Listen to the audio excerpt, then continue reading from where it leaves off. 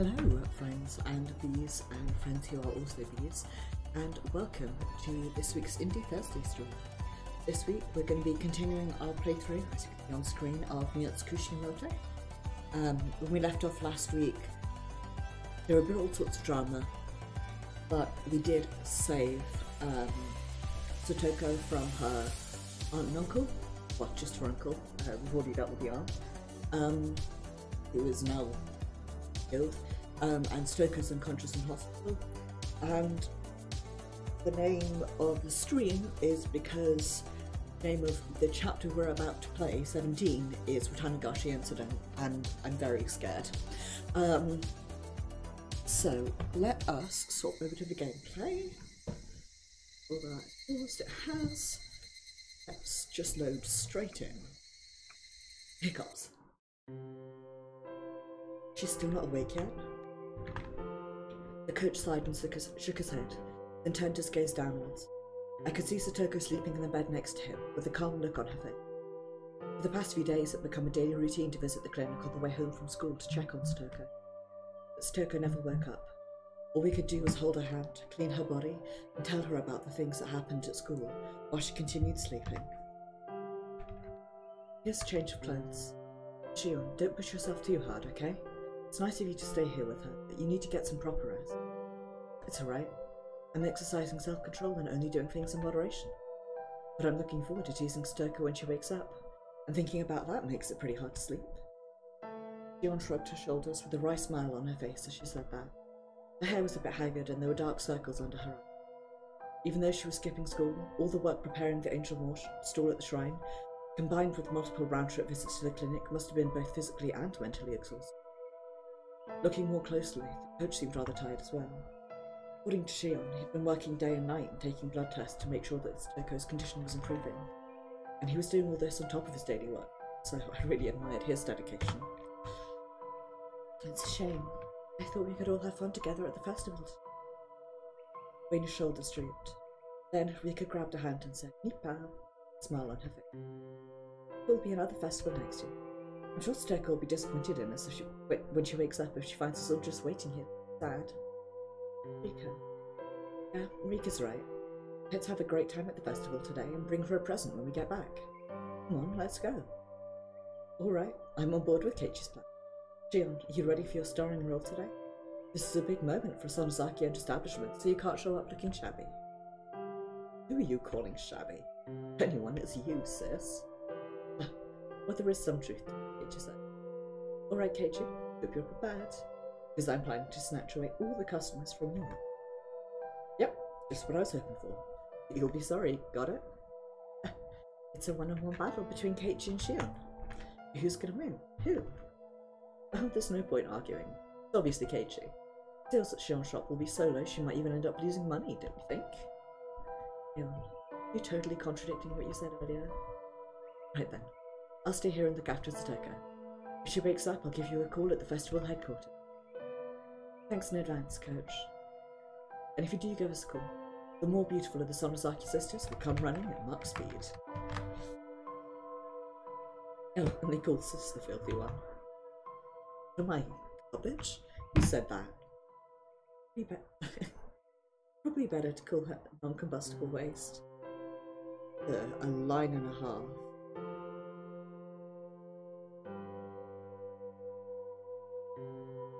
There we go.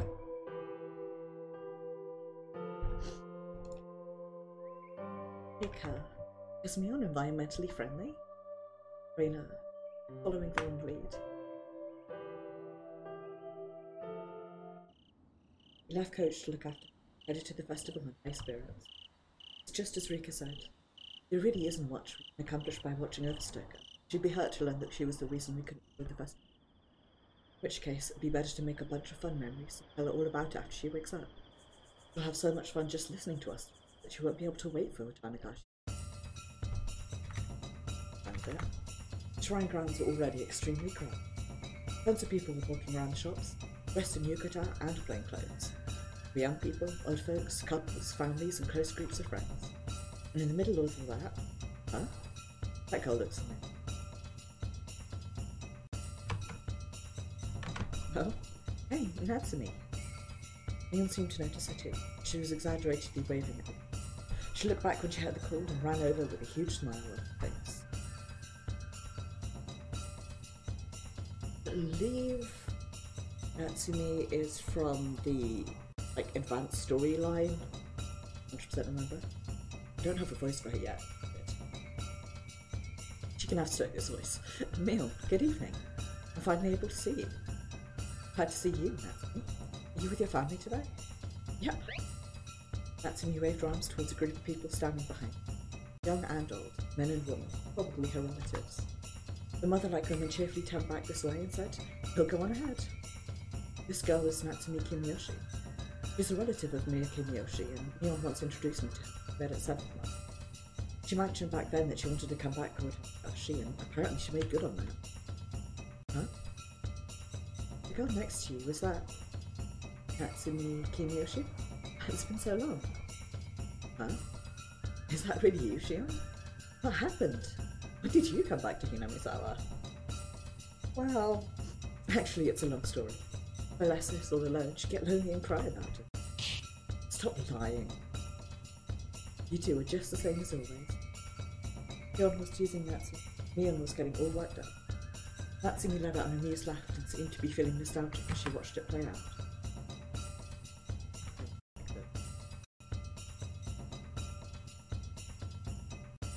Okay.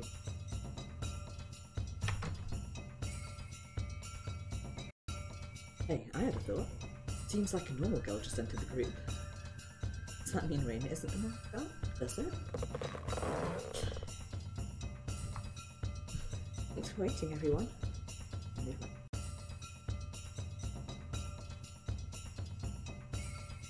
Not that it's visible on screen, but annoying.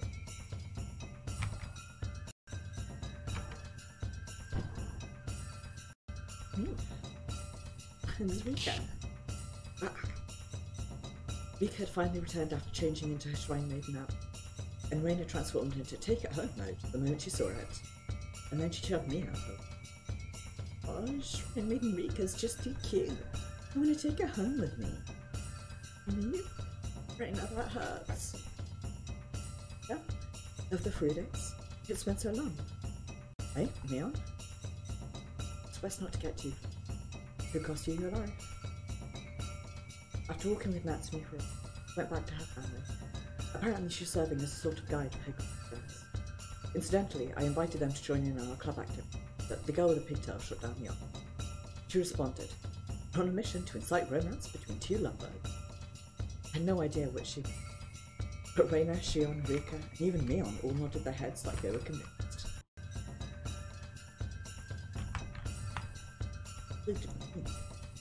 Hey, Rika, Keiichi. You guys came too. Akasaka. When I turned towards the source of that voice, I found Akasaka standing there. It is pretty cute, it has to be said. And we know she grows up to be pretty cool, so... Beside him was a fine-looking lady who was likely his wife and a cute little girl. Speaking of cute things... Who is she? Who's this girl? So cute, super duper cute. Huh? Ew. Reina? Wait a second. Quiet, people still.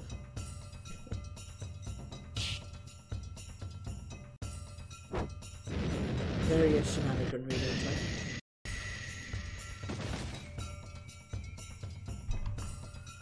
Akasaka? Akasaka tried to take back the girl who called him Yuki, but Reina splendidly fought him off. Maybe this is the Watanagashi incident. Akasaka's supposed to be detective of public security, isn't he? How on earth can Reina beat him down? Plus, that's clearly obstruction of an active duty civil servant. Huh? So this man's a police officer? Having doubts about peace and order in Japan if a police officer can be taken down by a schoolgirl. I wonder if you can really put cute Nerd Reina in the same category as schoolgirl. Wouldn't the monster category be more appropriate?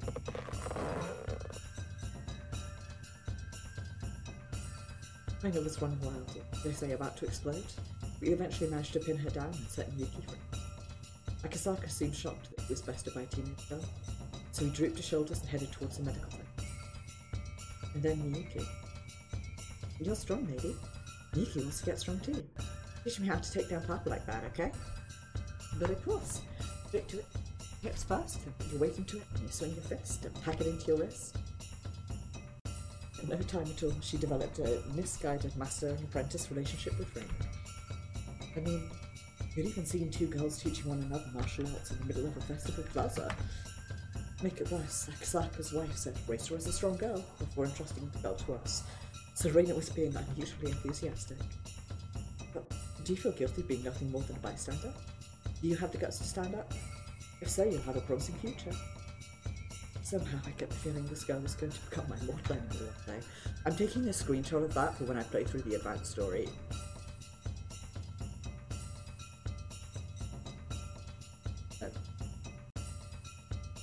No. Although she is kind of, but not actually, Chion's enemy. Later down the line, as we've seen recently. Well, Reina and Miyuki are having fun, so I guess it's okay. But I need to keep an eye on them to make sure Reina doesn't... My dad would be okay with it. Either dad. Anyway, let's get going. Got 6 participants at the Watanagashi festival this year, so let's commence the 6-demon firefight. Miyuki can join it too. Miyuki made a wide-eyed expression like she was trying to add the numbers up and got confused. Well, I guess that's normal actually. But the grand prize, unable to read the situation, still goes to Mio. Congratulations, Miyuki. In honour of the good fortune that brought you to Hinamizawa today, you get to be an honorary club member for the day. Club member? What's that?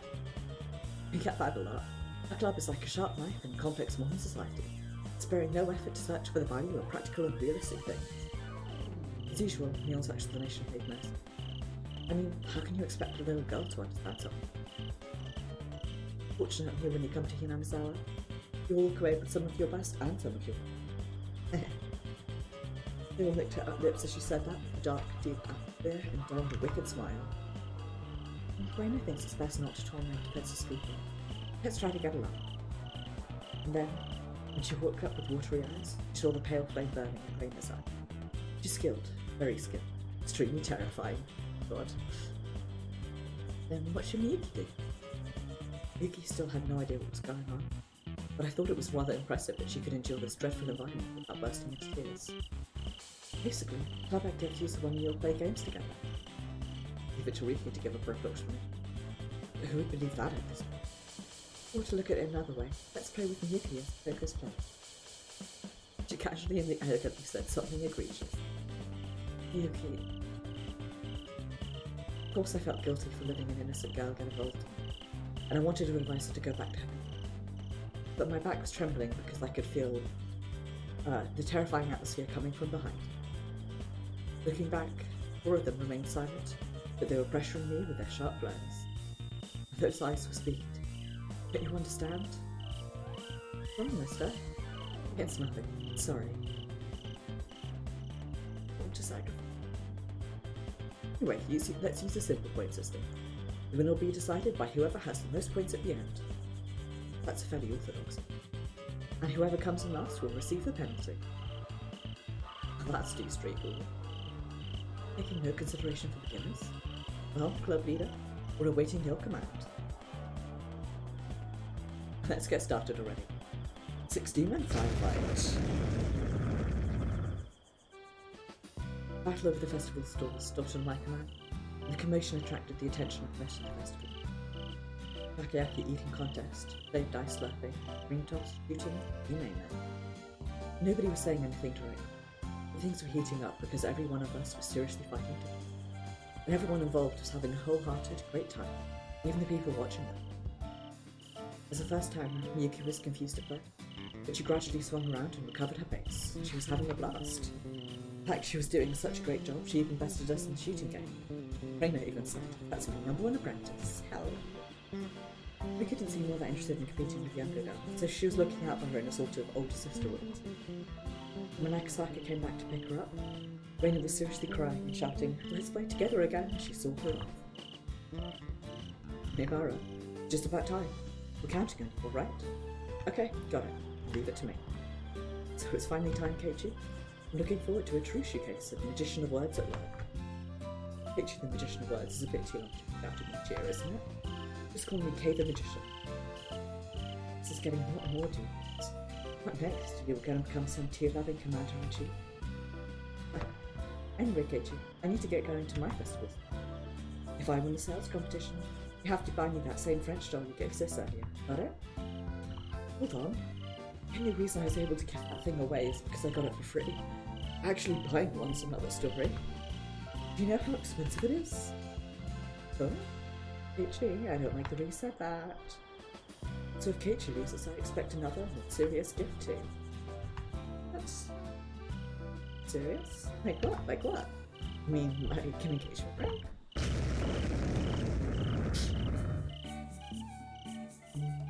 Cheers came flying from all around.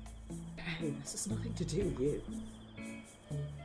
Oh, is this a public confession of love? This is seriously getting heated. It's not like that. That's not what I meant. Yeah, I'm just self-distracted. What kind of engagement? Would it be diamond? Ruby? Or maybe our capital? It's something real. Let's go with platinum. What, are we watching legendary weapons here? How do you expect a student to afford that? So it sounds like this game will have a major impact on Keiichi's financial situation. Good luck, brother-in-law. Wait, don't go deciding these things on your own. It's definitely the calm before the storm. The auction immediately began with my emotions still fired up from earlier.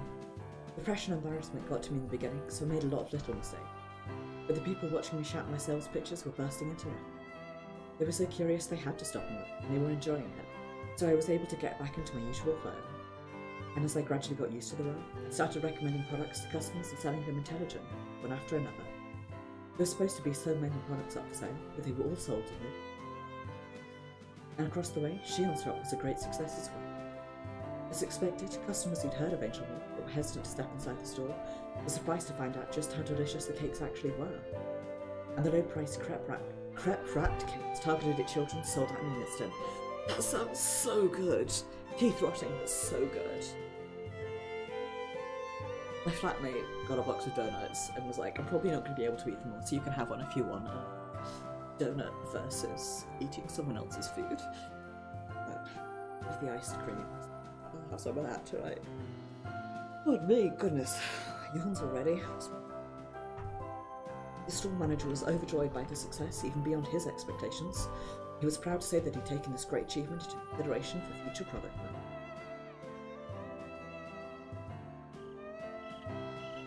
Yeah, such a pity that there was no.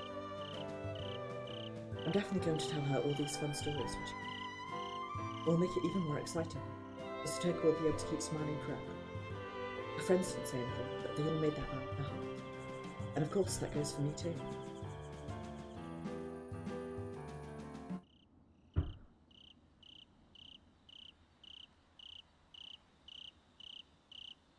It was unbelievable. No. Maybe he just didn't want to believe. Even as he ran away, somewhere in his heart he wanted it to be. He ran through the dark mountain trail, relying on the faint moonlight and delicate breeze to guide him. The pursuer was waving a searchlight around trying to find him, and his handiwork was far too intelligent for analogy. Thanks to that, it gave the fleeing man an easier time finding his way, but the reflected light also got in the pursuer's way. Okanoki sighed, and laughed at himself, thinking something so impertinent. Things are far less righteous than he seemed to be. Maybe he got too personally involved with Mr. Kagami, and forgot that his original job was to mark. This wretched sight was the result. He thoroughly lamented his suffering. Intervention from public security officials and misappropriation of funds allocated to the area. He was planning to make a cursory inquiry into Luca's casual doubts. When he arrived at his destination, he found a fact so shocking that he couldn't even put his astonishment into it. Disturbing movements in all their token. Movements that by all rights should never be happening in Yamazawa. And Miotsukushi. When he learned the truth, he thought it was a mistake at first. Apparently, Takano had chosen to walk down the road to destruction, Even thinking about it strictly from common sense, it couldn't be described as anything but treason.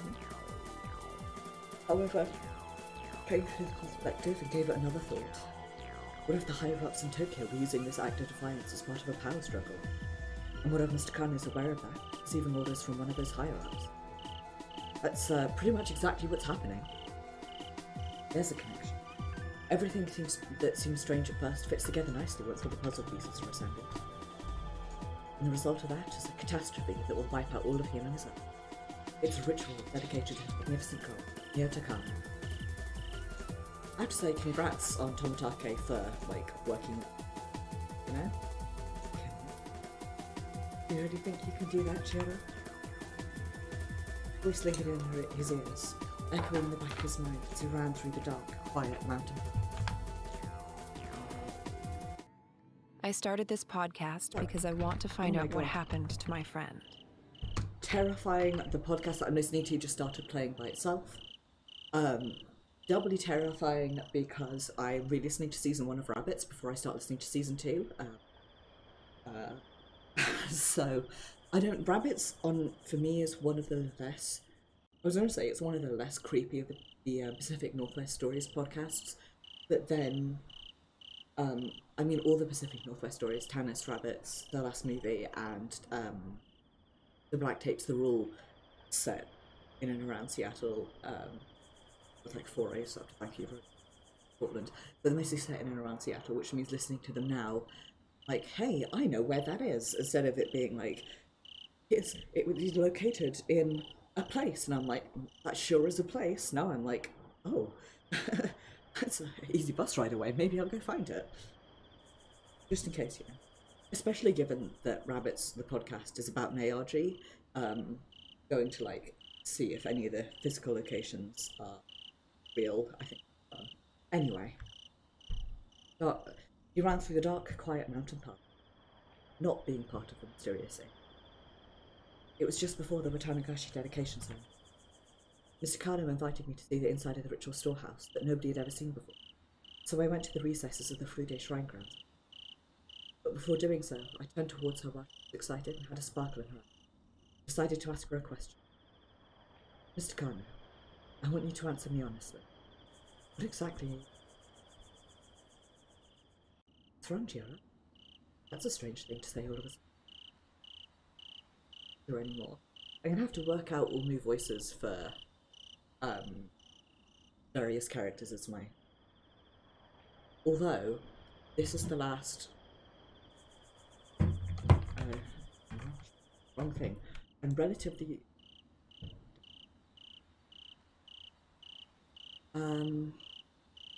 Yeah, until Kotoba Hushi or the Hinamizawa Bup stop outbreaking Kamikashimashi, until those 4 get translated, this is the last in-game, the last of the main story bonus ones. Move on to the advanced stories, so I'll be able to do different voices.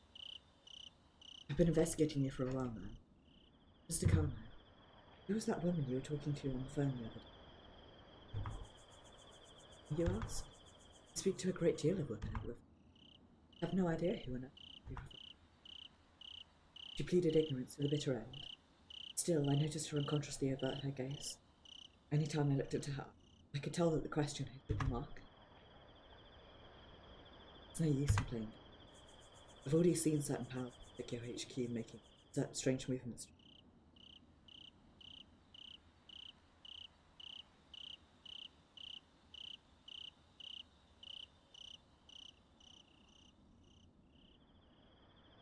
Both my game kids now. Pray for them. Neither of them are in the tent, but they're specifically for them. Why is Cat playing some well? Yeah.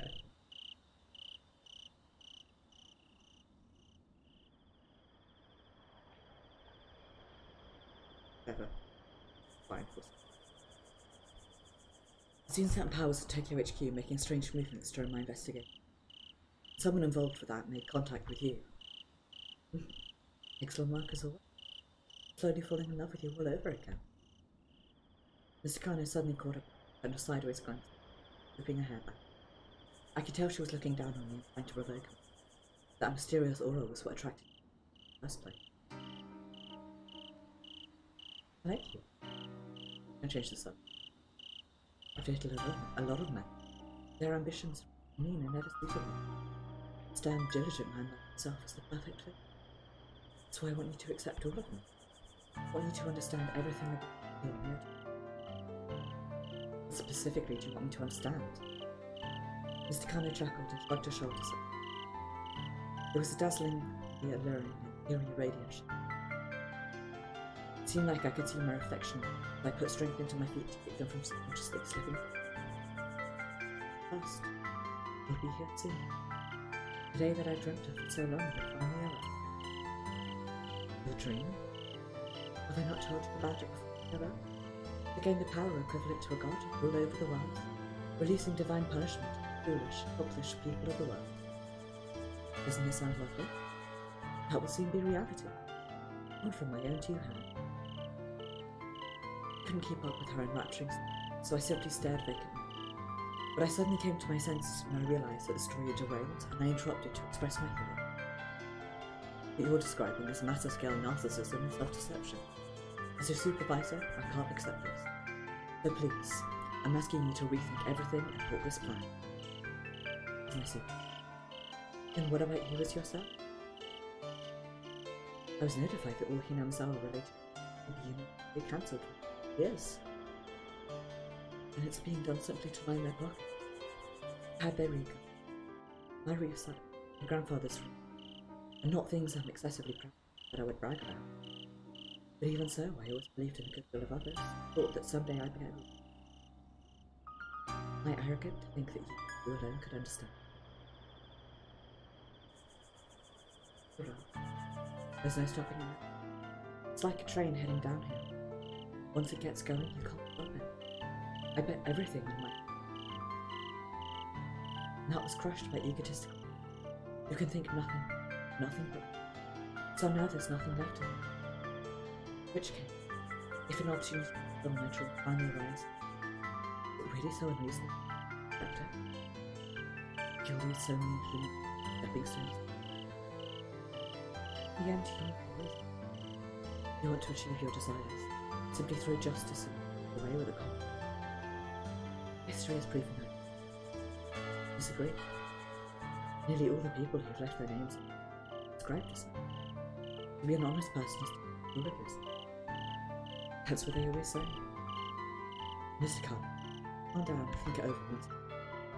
You, or at least the small part of you I know, would realise that's not the sort of person. And here, I love your naivety. But unfortunately, this is who I've been from the very beginning. I've sucked too much blood and my hands are far too bloody. And you know that smell, feel... It's no telling. I'm not coming back. It's to come. Just then I heard a natural rustling in one, and I sensed a damp breath really distinctly. No way. Mr. Kana? No way. Really do live. If you do keep it, also reward you for your heart. If you wish it, I'll dedicate everything of myself to the remainder of it. That's all. I want to express feelings to you, only you. You take your time. I'll think it over. Sorry, but there's only one way I can help you. The people, but you in particular, are planning something I can never overlook. Weird, I thought so. How unfortunate. Truly unfortunate.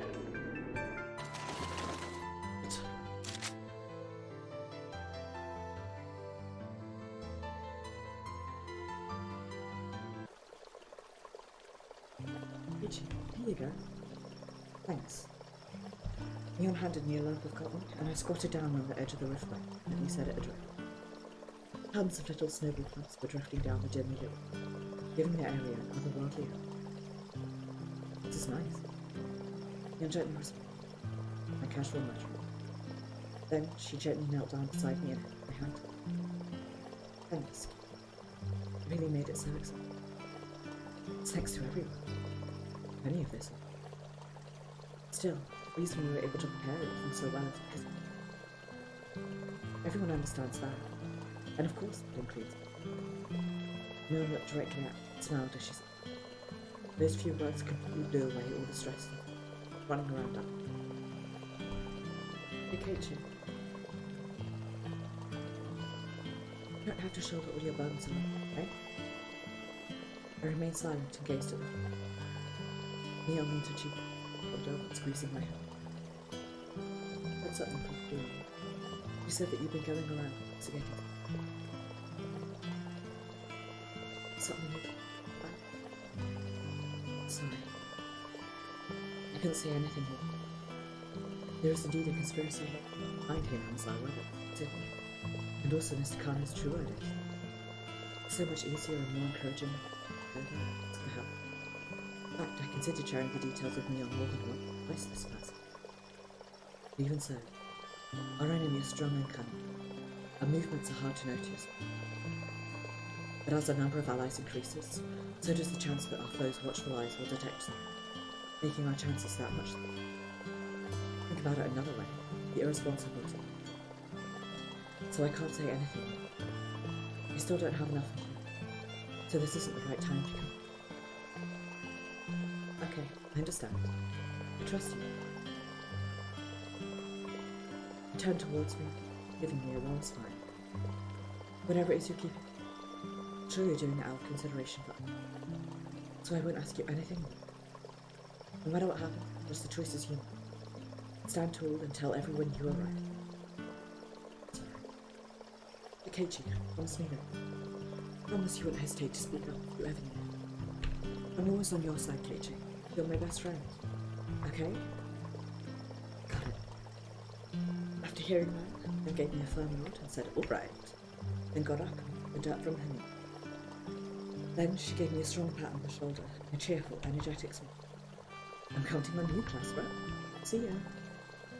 Neon waved a hand, then ran over to the old folks gathered on the side of the river. I was really thankful for him.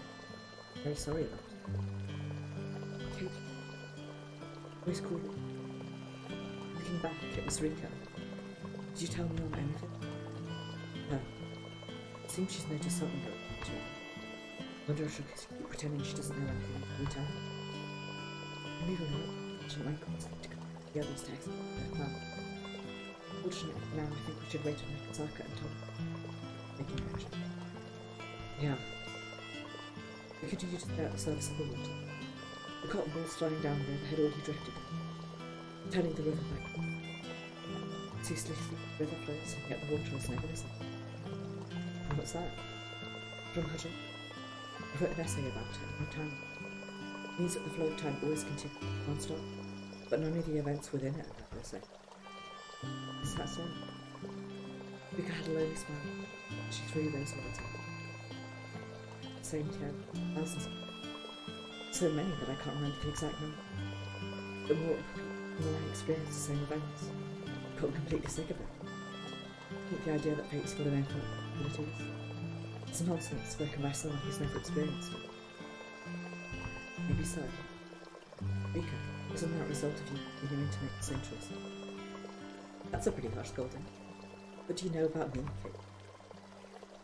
Out of the blue, Rika raised her head and spoke. You think I wanted to make the same boring choices? The joy and surprise are lost if you experience something twice. So I've always looked forward to when something unexpected happens. I've always continued to seek surprise. But Keiichi, the branches of fate are not infinite. I'm to learn that, so it's just it. Decided that on your own, Rika. Am I wrong? I insisted further to Rika. Didn't you tell me earlier that you'd never experienced a world like this before? If that's the case, then fate hasn't reached a dead end. Possibilities may very well be fine, but it's far too soon to conclude that you've discovered everything. So let's keep searching a little longer. Even though everything I've seen before has led to a dead end, you decided that. Fate isn't ordained by the gods, it's something you determine yourself. Right, Rika? So let's have faith. There are still choices to be made. Right, let's take that. This is the last. I bitterly smiled from the depths of my heart. Even if there's no help, Rika just can't break the habit of At least if he could find that girl he was always together with, that hanging girl, then the situation could change. Then? Huh?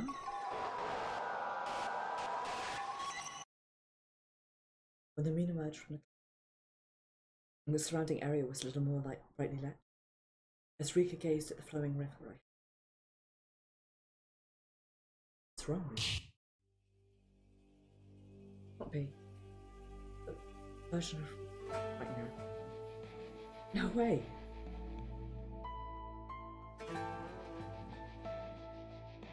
It's trembling. Her whole body was shaking, her eyes were open so wide I could make out her expression even in the dark. As Rika clung to her head and stepped back. After about 3 steps, she bumped into a large stone that she didn't realise was there, and let out a brief scream as she fell to her buttons. Rika, you alright? Stand? Hope you're not. When I rushed to her side and offered her a hand, Rika just absentmindedly stared at her. For some reason, she tensed up and got stuck in a state of not knowing if she could reach her hand out. The small frame was still lightly trembling. Her face looked a little pale and her eyes were out of it. Seriously, Rika, okay? Coach should still be here so I can call him over. Fine. I just need to go home and get some rest and... Suddenly, she jumped to her feet. She was repelled. She turned towards the mountains behind her with a sharp look at her. Then, she held her breath and vigilantly watched the surrounding area, like she was searching for signs of something. Then... Tomatake is in danger. Huh? Come with me, Keiichi. They're chasing Tomatake.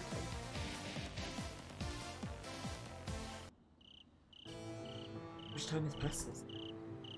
Fortunately, I was able to escape to deep in the mountain, all those mountain dogs. But the pursuers still managed to encircle me and cut off my escape. To make things worse, the fireworks at the festival served as effective camouflage by the sounds of gunfire. The Vermont was resorting to rapid fire, but they'd already fired off several shots, and I was in extreme danger of getting hit. Escape may no longer be possible. In which case, at the very end, Rika saved. That was all I could think about as I ran through the hilly countryside, desperately searching for the way out. My frantically moving legs suddenly came to a halt as my thoughts turned to despair. Because the scene spread out before my eyes. It's a swamp. It's all over. But he's out here, done for. Huh?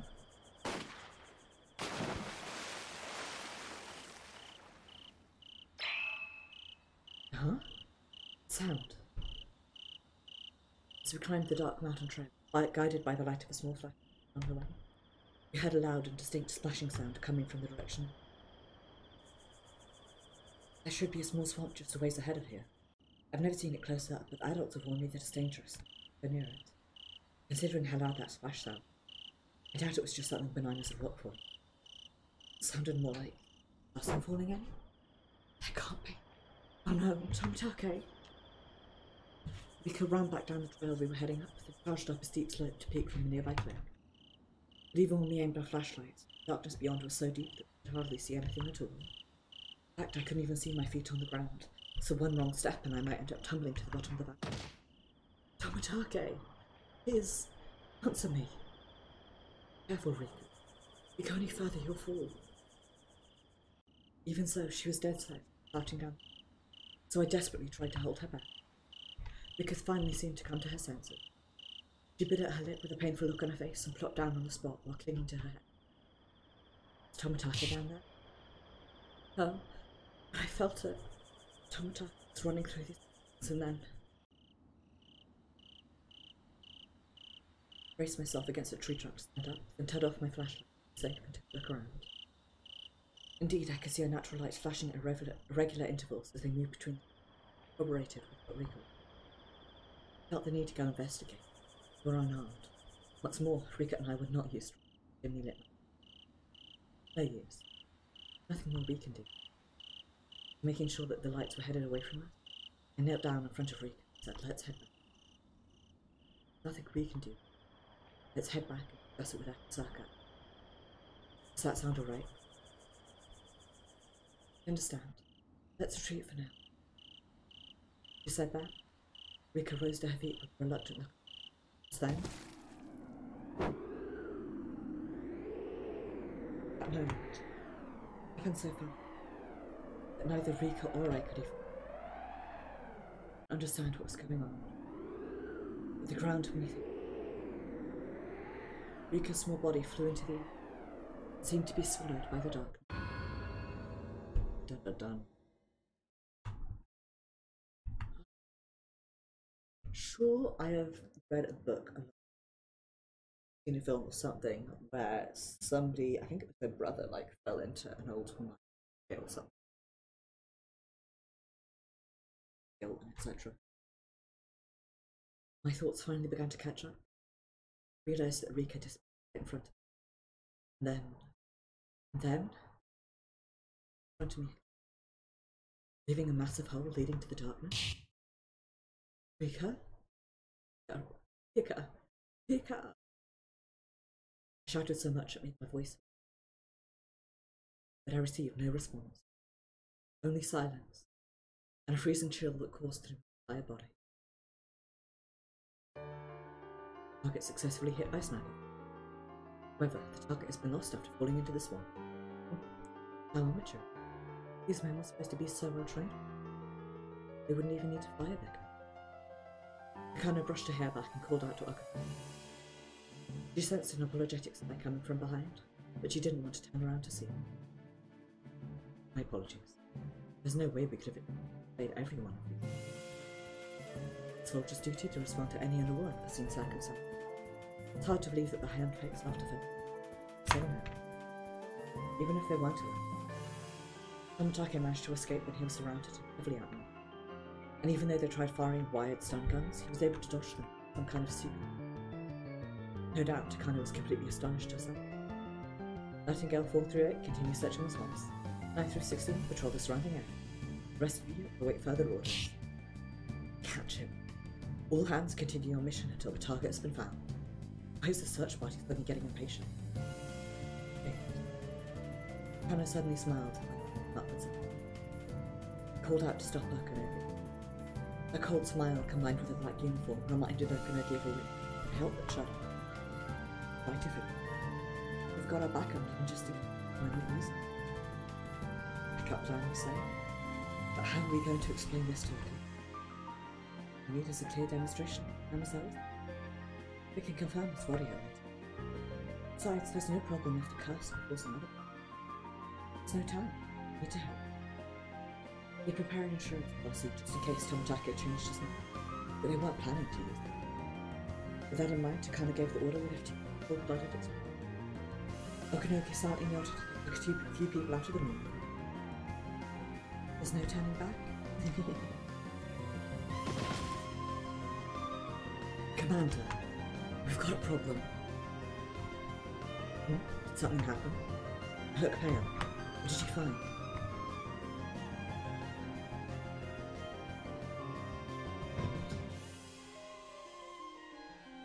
Keep this a secret from me. Received word from Nightingale that fell into the same swamp as Tomitake. But still searching. Whereabouts are currently unknown. Need orders on how to handle this quickly.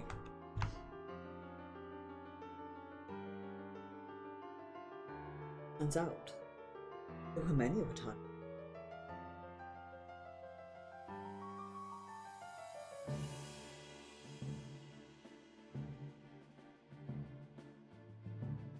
Become then runaway shield.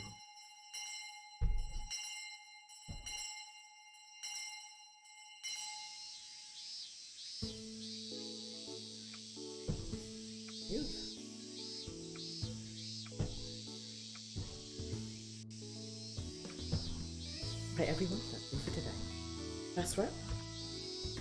Oh, all rise. And bow. I lost myself for a moment, but I was slow to react. At any rate, everyone responded goodbye in unison, so somehow my command got through. Got to think of nothing. There. Anyway, my body seriously feels heavy. There are so many things bothering me just thinking about. I'd feel like it was going to last. And not to mention, last night was my first time, and I was truly scared to death and tasted the depths of the dark. Are you feeling tired today? I'm perfectly fine. That's what I'd like to say, but sorry, I'm sleepy. Even as I asked her, my eyes were fogged over and my eyelids felt heavy. Plus, a slight yawn peeked out immediately after saying that. I'd like to get a good night's sleep if at all possible, but right now it's time for car activity. I don't put some food into it and wake myself up, I'll be setting a bad example for everyone in the class. You're alright. You put on a great show yesterday, so maybe it'd be best to head home for the day and get some rest. That's weak as ever. I lightly turned my head and absentmindedly gazed behind me.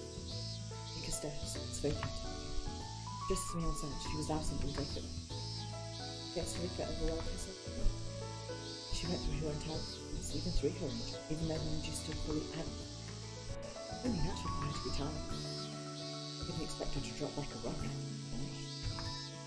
She had a fever and she was honestly. Is it really okay for her to be staying home with them? Well, that's a valid concern. The coach says the best medicine is the best, so she'll probably be okay. If you worry too much, then Rika might start worrying as well. That's right. What's up, Peachy? Never mind, it's nothing. I swallowed my words and turned away from her. You questioned, tilted her head and questioned. Then met outside. After the performance, Rika told her she wasn't that tough. She did the Watanagashi festival at the ritual. The Watanagashi ritual in Riverless, right? The conversation between Mion and Raymond continued to line up my note. At a time in sleepy cage, she's so cute. Would you like to sleep over at Raymond's house? What if we shared a good time? You realise what you're saying. I'll be around. Raymond will gently heal you. Anyway, I tried hard to think about what happened. More than that, to me the events of last night were so unbelievable that it seriously felt like a dream. Rika! I did my best to come to my senses. Unforeseen development appeared right before me. I just ran to the swamp. I carefully checked my footing to make sure that I wouldn't fall as well, and clung to the tree right next to me and looked down with the aid of my foot. I could tell by the slight reflection on the surface of the water that this was rather higher. Even if she landed in the water, there's no way a child falling from there would come out unscathed. Rika! I hurried down the path leading to the mountain. I had to consider the possibility that I'd run into enemies who were chasing Tomotage, but Rika's safety was far more important. I ran so far away. I just ran. I ran all night and day. Gone all the way. A stench rose up from the depths of my throat as I exhaled. My arms and legs were already covered in cuts from all the stones and branches I brushed against along the way. But my legs didn't stop. There's no way I could. I watched the ground at my feet with a flashlight and scraped through the forested area that could no longer be called a path, while some of my worst thoughts ran through my head. What if something really did happen? What if I lost the one and only thing I sought to protect? Even after all our strong feelings, wishes, and constant effort to open up out of that, it's all for nothing. We vowed to overcome any challenges and fight the almighty enemy waiting for us. We swore we'd grab hold of that happiness together. So even if one of us is missing, if Rika isn't there, then it's not happy for you. And yet, despite that, I couldn't accept that she could just fall like that. It was utterly unbelievable. So, God, if you really are there, please hear my Please let Rika be safe. I don't mind giving my life in exchange. Please give Rika back to her. Before long, I wasn't quite sure where I ran to get here, but somehow I managed to reach the swamp, and I slowly inched close. The surrounding area did indeed show signs of other people. I didn't know that Tomotage was being chased, so probably would have just regarded it, thinking it was just my enemy. As I concealed my breathing, they decided to change targets that might capture me to silence them. This is no place to be saying that. I'll never take a step outside the swamp until I confirm that we can safe. Then I aimed my flashlight left and right, carefully examining anything. Rika, are you alright? Please answer me. The surrounding area was enveloped in trance. I couldn't even hear the faintest sound, so I focused all my attention into my ears. But there was no reply, and I couldn't see any shadows or silhouettes on the surface of the faintly shifting water. My whole body was fiercely shaking, trembling with fear and despair. It can't be true. Is this true end? No way. It can't be. Regardless, nothing will ever happen.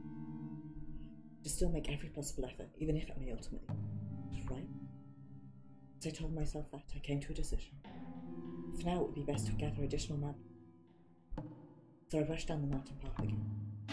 I'm certain the shack where Rika and Stoker lived was close. The festival was already over, so there's no point heading back to the shrine. I should call Mio at the Samazaki house and call the village elders to notify them right away. I kept on running and my legs felt heavy. My heart was pulsing so intently that it felt like it was about to fly to my chest. Just then, maybe it was because my painfully heavily breathing, my field of view got all distorted and I could no longer sense the ground at my feet. I lost my balance and got thrown forward. I couldn't grab hold of anything, so I tumbled down the slope. Shit. Nevertheless, I tried to put my feet and reach both of my hands out towards the trunk of a tree in the hopes of grabbing on.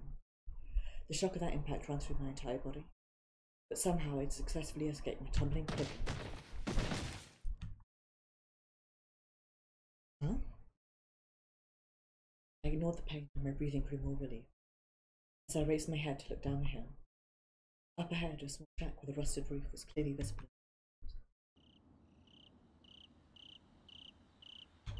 I was gasping for breath when I finally reached the shack. This is where Rika and Stoker lived. A small shack on the outside of the grounds.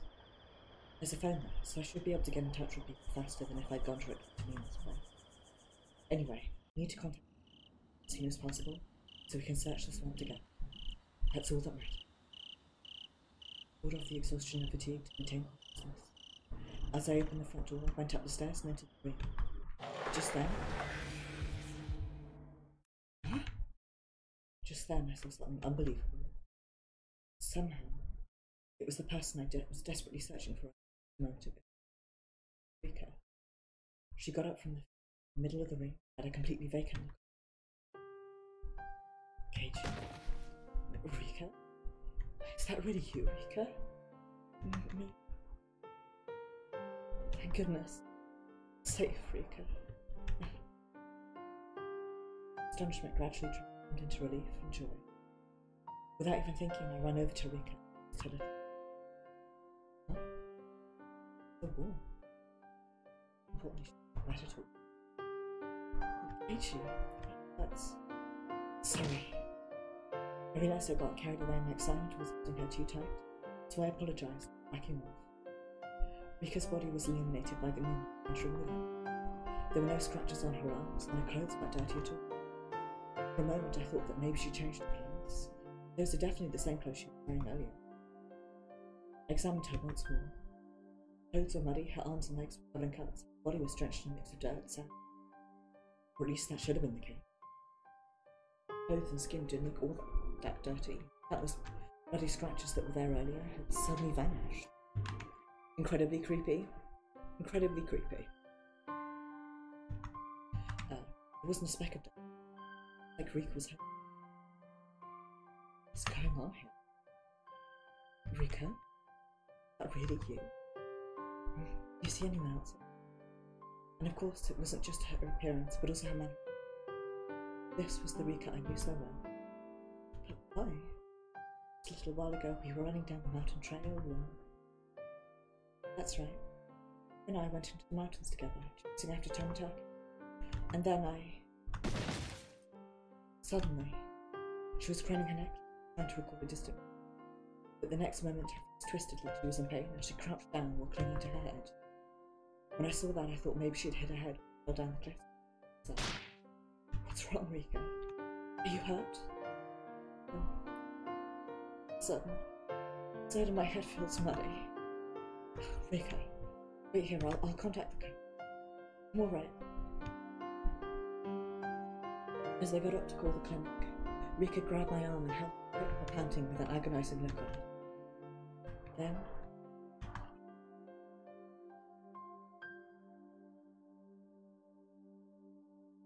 she was sweating so hard that her bangs started to her head, but she brought her breathing under control and gave me a reassuring. You sure you're okay? It'd be better to have a check you. I'm fine. Thank you, Keiichi. I have to call her name. Rika looked like she thought of something and turned her gaze down, grabbing at the clothes on her jaw. The silence continued for a while. Then when I noticed the tear-filled look, I was just about to open my mouth and I said, at that moment, if I was still be on my side. Huh? Rika, what are you talking about? Please answer me. Even if I'm one of your friends, would that really be okay? Isn't it obvious? No, I'm still confused. I answered her. I told you before, didn't I? Reina, me, Shields, and you, Rika. Like, all my precious. And I'm certain everyone else feels the same way about you. Just like when you wished for Reina and Satoko and everyone to be happy. Kate, really? Glad you're safe. Anything had happened to you, no amount of regret would be enough. I don't know how you ended up back here safely. Maybe God answered my prayer. Is that so?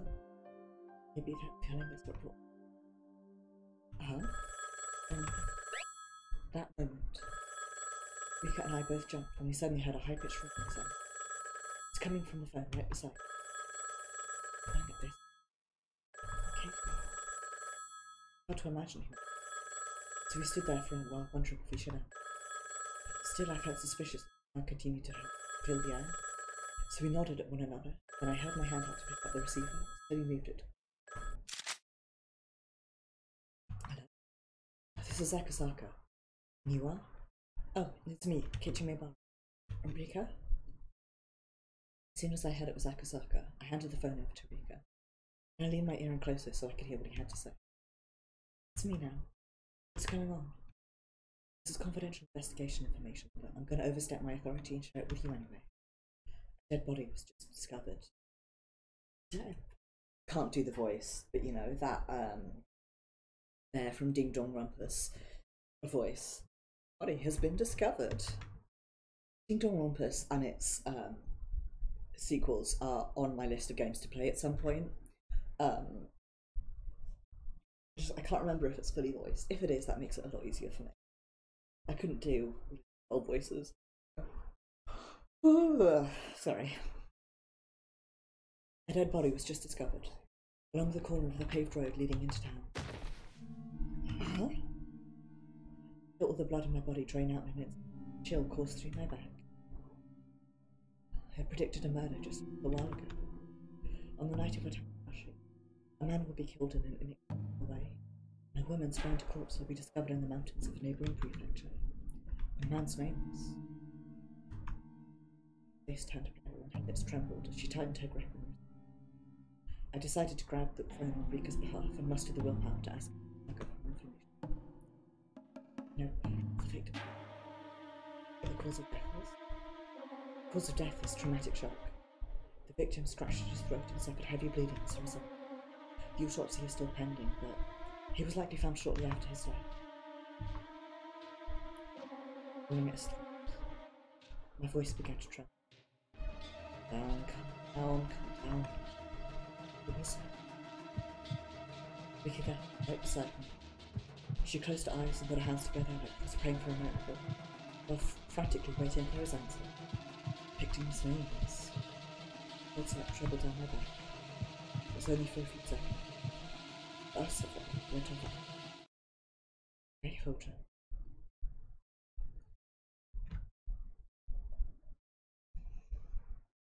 I had my face cam on so you could see the face I just made. Completely fucking forgot, of course, because Tomitake disappeared into the swamp, and I guess they already had I don't know if she had killed Hojo or if just incapacitated him. But Nakano really is like taking out the trash for us this time. Now she just needs to break away from Tokyo and we'll be fine. Suddenly lost all sensation of my arms. Rika collapsed to the ground the moment she heard that name. Oh, Rika? Huh? I rushed over and held a hand out to her, but Rika just shook her head and I'm alright. At any rate, it seems that Take wasn't the victim. Tepe Hojo? What did that mean? Saka. So, what about Tomitake? That time. But Rika held up a little hand to stop me. When I turned to face her, Rika silently pointed at her ear. Maybe she's worried about wiretapping? Tensed up. From now on, a single unspoken statement would be fatal. The battle has already begun. By the way, Keiichi. Suddenly Akasaka began to speak up in a tone and rather. It's about time for me to head back to the inn. I'm going to check on Stoko once more beforehand. Heard anything more about her? No. Wouldn't it be better to check the clinic directly instead of asking us about them? I was about to say that, but I swallowed my words, because I realized that Akasaka was trying to convey some other message. Well, actually I was planning on heading to the clinic after getting changed, and I'm about to head out. If you'd like, we could meet up once more. Sure, by all means. Then, rather than say my goodbyes over the phone, I'll wait until I can speak to you directly. Alright, I'll be waiting. And after saying that, Akasaka hung up the phone. Just as I thought. You seem more the type to come here directly rather than having kids working around at the cellar.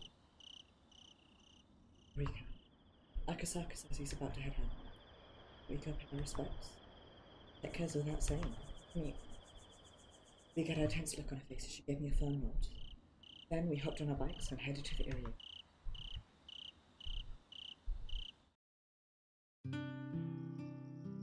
Saka was waiting for us near the entrance.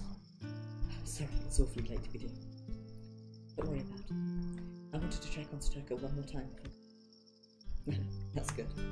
Did you consider future public security? It could be a good fit for you. Akasaka gave me a pat on the shoulder as he said. He was probably praising me for what I said on the phone, but Rika would be in danger if she wasn't here. That's right. No small feat. Akasaka's level of indirectly speaking and thinking. I need to see. Rika and Akasaka were both looking. Assumed they were speaking about me without me even realizing. Oops. By the way, Akasaka, wife and daughter okay with this? Yeah, they're fine. Mika got tired and fell asleep, but I explained the situation to her. Trustworthy detective from Aichi rushed over to protect them. They've nothing to worry about. Thanks, Akasaka. I was willing to give up his entire family. So I really was thankful for his kindness. More importantly, Rika, you doing alright?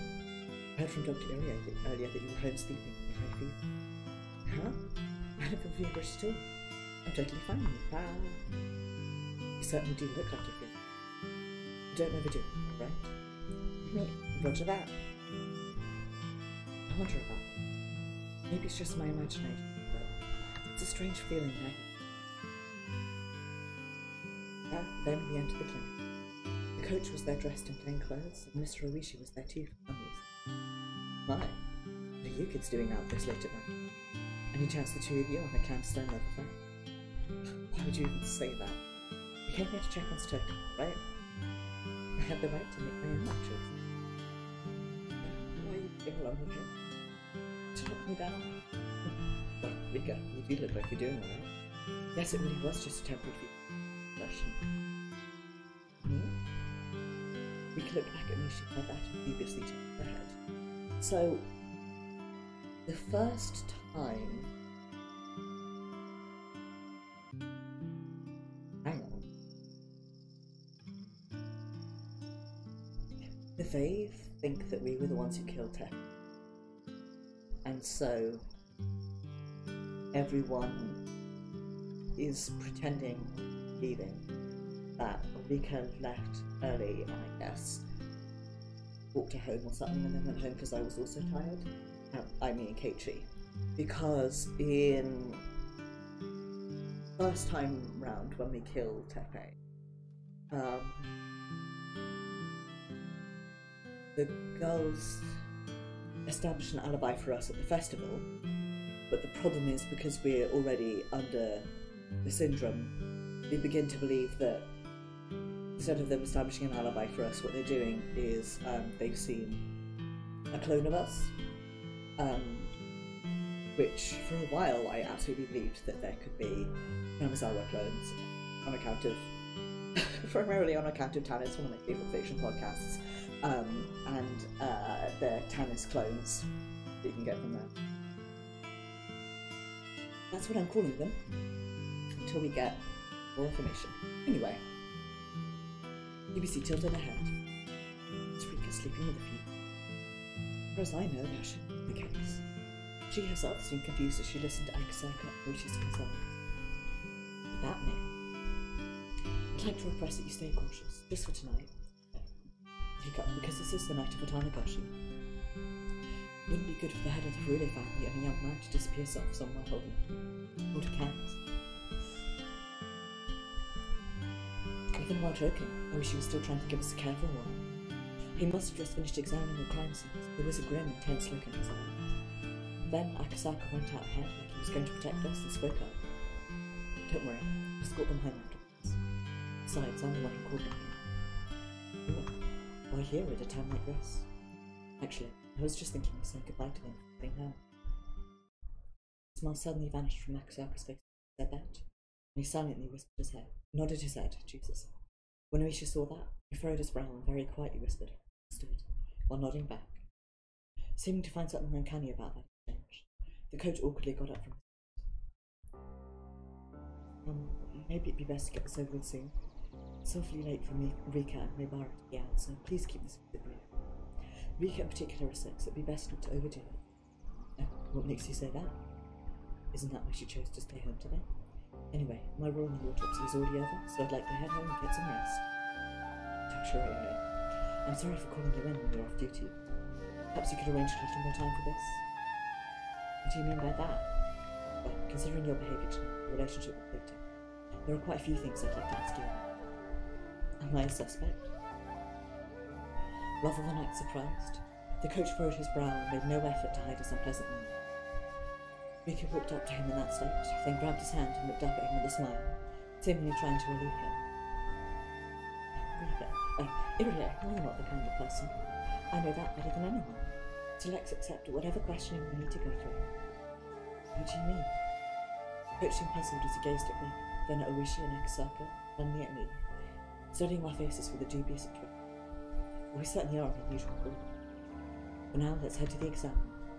But before that, Akasaka, please, go on ahead. With a nod, Akasaka entered the exam room, closed the door. Then, a little while later, I could see his face through the gap in the door, giving us a thumbs up and saying, "Please, come inside." Right, Mibara, Rika, please go ahead. You too, Doctor. Please. All of you. For now, let's head inside. Iria's cooperation will be absolutely easy. Be absolutely essential going forward. After saying that, he gave the coach a push on the back while heading into the exam room. He was still reluctant, but he did follow along after that push.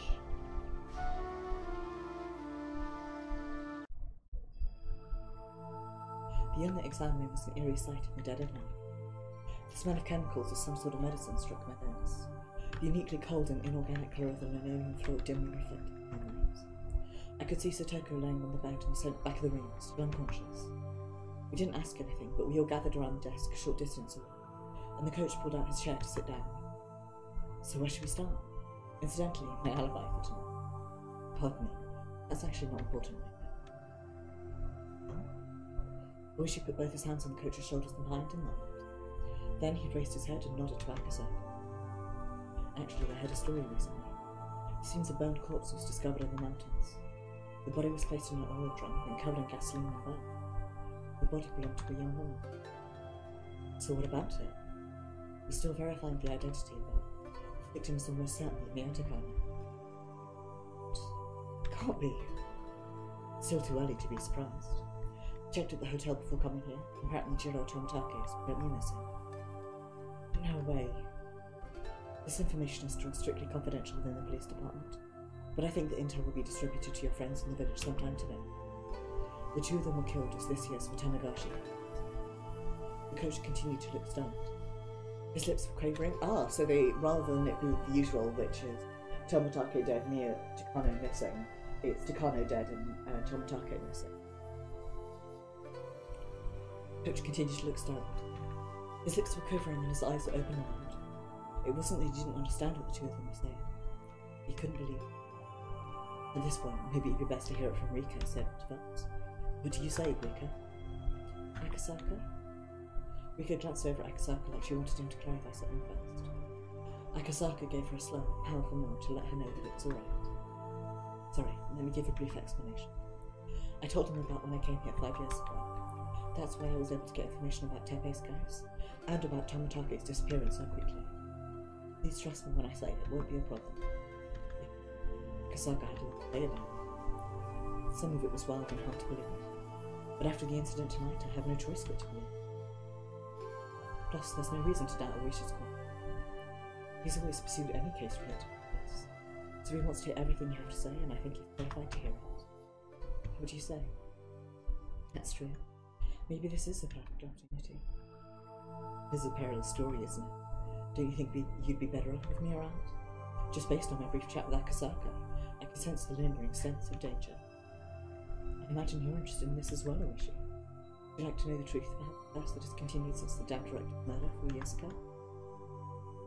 Oishi's expression completely changed as soon as he heard it. His mouth remained expressionless, like he was trying to conceal it, but there was a sharp look in his eyes that wasn't there a moment ago. Rika? The coach, on the other hand, turned towards Rika with a distraught look on his face. When Rika saw that, she bitterly smiled and slowly shook her head. There's no point in keeping quiet about it, Iria. Akasaka's from Public Security at the Metropolitan Police Department. He's been deeply investigating matters in Hanamasawa recently. Of course, that includes the Iria Institute. Even in the dark, I could see the coach's face turn pale as soon as he heard that. Allow me to introduce myself. My name is Mamoru Akasaka.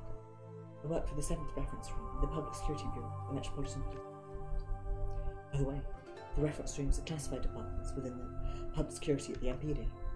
The Secret Police Force also wears to carry out judgment, like a Black Ops investigative assault team. Isn't that right? It'd be pretty ridiculous for a secret department to have the word secret in it. A real secret department would mislead the public with a completely innocuous name. That goes for Akasaka's department as well. Even though they were named after the reference room, they weren't librarians managing the records in there. Drug Irie, was it? I mean, your dad. You took care of me when I was injured fighting the kidnapper 5 years ago. I'm really thankful for the courteous treatment you gave me back then. From way back then? No, don't mention it. I was just doing my job. And I know that you have another title outside the scope of the Irie Clinic, the Irie Institute. Isn't that so? It's, well, don't worry. I didn't come here to investigate or arrest you. I simply made a promise to Rika 5 years ago. But no matter what, I come to aid if she were ever in danger. That's all this is about, so please trust me. Jill, what do you mean by that? Exactly what I said. Someone is aiming to take Rika's life, so I came here to protect her. Akasaka faintly smiled and put a hand on Rika's shoulder beside her. Then she decided to take a step forward into the coach and speak up. I know this is a strange story, but I want you to listen carefully and take it seriously. I'm being very, very sincere. Well, what is it? First, Irie, I want to hear about Hinamizawa-san directly from your mouth. But Rika? Tomotage was eliminated and Takano was disappeared. The situation has turned in a far more cruel direction than you may have realised. And if things remain as they are, then you'll definitely end up killed. Why me? Think about it the other way around. If Tomotage got up in this incident and disappeared, who's the first person in Tokyo with suspect? If the police find a corpse that had succumbed to L5 symptoms, who do you think they'd pin responsibility on? I guess that's why he kills himself. This stream may be shorter than intended. I was hoping to get through about 4 chapters.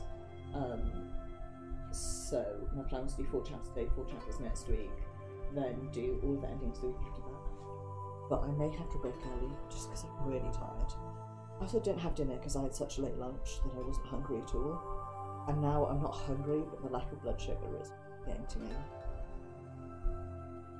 Maybe I'll take a break and go eat some fruit or something. Anyway. Coach seemed startled as he stared at Rika, then at Akasaka and me standing behind her, then at Oishi behind all of us. He was further surprised to see that none of them showed any change in their expressions, so he turned back towards Rika and looked. What do you already know about Tokyo? I do work for public security after all. The name Tokyo was something I learned from Rika, but I already knew about their existence. I'm the one who told Oishi about it. Mibara seems to have heard it from Rika. Coach drooped her shoulders with no strength.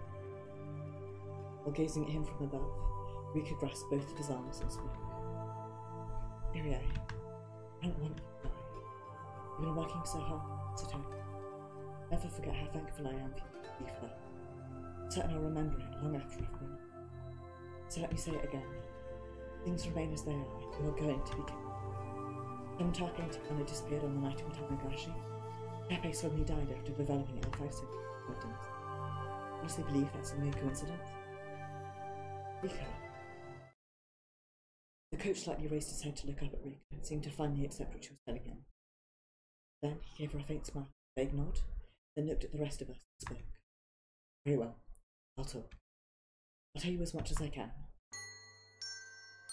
The coach began to relax and spoke in a calm tone, detailing the existence of an endemic disease called Hinamizawa syndrome, and that the Irie clinic was established to study it. Then he told us about his unique role, and everything about the underlying conspiracy. Oishi seemed completely blown away by these stories, but Akasaka listened calmly and quietly into it, just as he was asked to do. Since Akasaka worked for a special department of the police, he didn't seem surprised by the coach's story. He simply nodded in a way that conveyed, so that's how it is. At a deep level of understanding. It's very encouraging for the rest of them. At any rate, I was surprised to hear that a plan like that was going on in the room. You can definitely see why Rika was hesitant to tell us about it. But as if this is the truth, that answers some of the questions from the investigation. Oishi, these stories are plausible. Feels like I wandered into a story from a novel. But if it's all true, it's a completely outrageous story. Even though I declared I believe anything that Rika told me, I was so surprised I couldn't even speak. Akasaka seemed to be in a similar position. Oishi was apparently so shocked he had to go to the window just to calm himself down. It seemed suspicious, but I didn't have any evidence of it. So in order to confirm it, I asked Hamatake to investigate. And now, he's gone missing. But it's hard not to doubt it. So Irie, I'm the twin carrier of Hinamizawa syndrome, right? That's right. Rika, the special parasite, is distinct from what's in the village. What will happen if I die? I may have told you before, but it would be very bad. To be more accurate, I think it would be very bad. After all, it's impossible to verify this until the next day. An interference derived from multiple example cases supposed to resemble Hinamizawa syndrome. Whether the death of a person specified as the queen carrier would have massive signs of romance. Other example would there be? Very strange, but look. Certainly not. Queen carrier, queen carrier. Non-chanted royalty.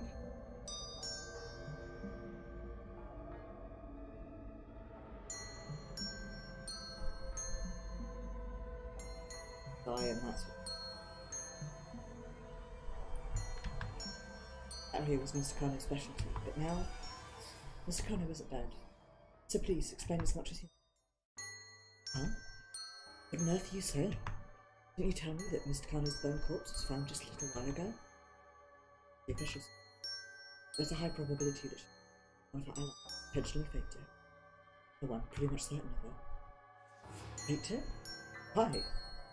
I heard this a little while ago, I forgot to mention. Eyewitnesses saw Miotsukushi at the Watanagashi festival foods this evening. However, the neighbouring prefectural police department hammered further investigation. More than 24 hours had passed since the victims. I love this because way back when, for so long, this was one of my major,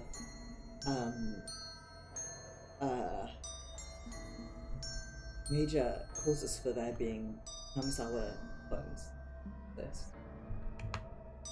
Thanks to Akasaka's careful attention to detail, we were able to determine the precise time. I think Chief Inspector Binai for that. Well, thanks to her that we were able to get reputable information from the forensic investigator. Right. After they received word from us about the eyewitness account, those bastards altered the time in their reports. Seriously? The coach looked deeply surprised, but he had lost the will to doubt any of it.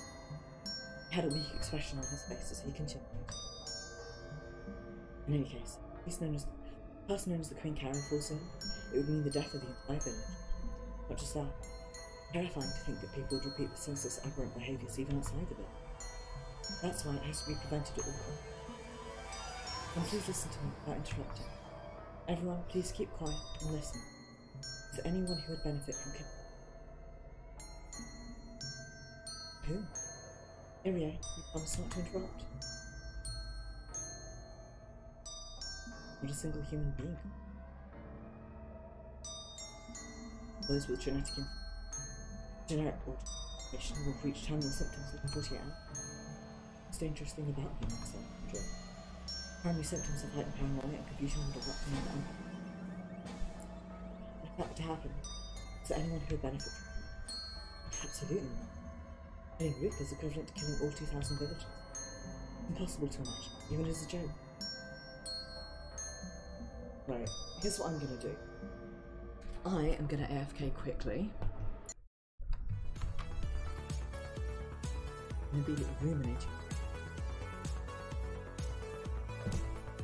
And I am gonna get something to eat because I'm seriously dizzy.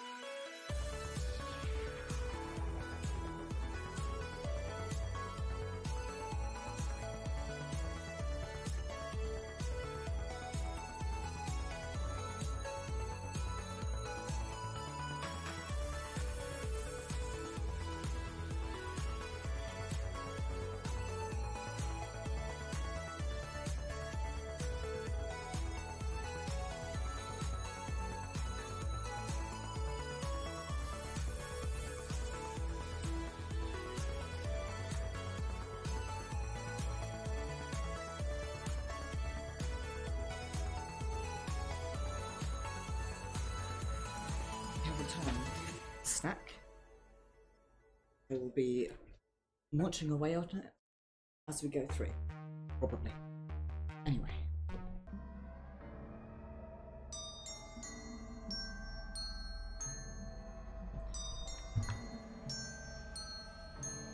Being Rika is equivalent to killing all 2,000 villagers. It's impossible to even imagine, even as a joke. The coach stubbornly insisted on insisting on it. And yet, Mr. Kano is considering it. And so why would she want to kill Rika? Still, no conspiracies without personal gain. Even if you can't understand it at first, that's just oversight on your part, or you're being faked out and misled.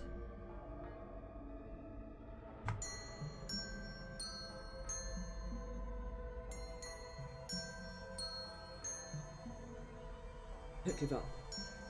Think. These are our enemy's true intention.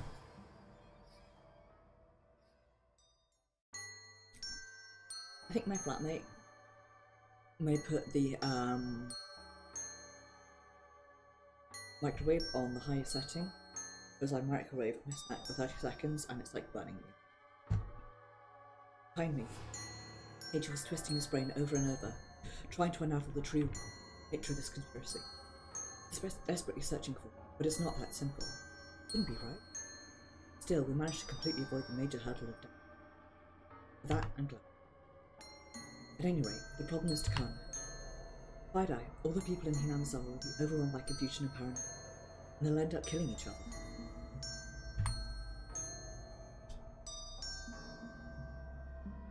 It'll be the end of the village descended from the blood of demons. Finale. And I simply want to enact her own wicked desire. Anna always talks about subtly things. Everyone knows that she has cool hobbies. She's aware of the dark history of Watanagashi village. Maybe she's been trying to kill me and drive the villagers to terminal symptoms. She wants to see the brutal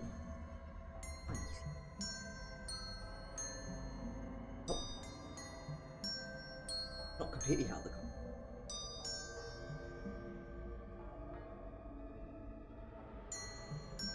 Of course, that's the worst case scenario. So in the unlikely event that Rika were to die, emergency measures would be taken. Emergency measures? That's the first I've heard of. Might be the first time I've ever spoken of it. A dreadful story, so I never wanted to talk about it. In the name of treating him, the Area Institute top priorities to protection of the Queen Carrier.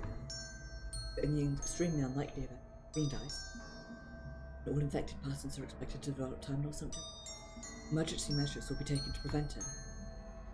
And at reasonable, 40,000 villagers develop paranoia. No guarantee the damage will remain localized in the village.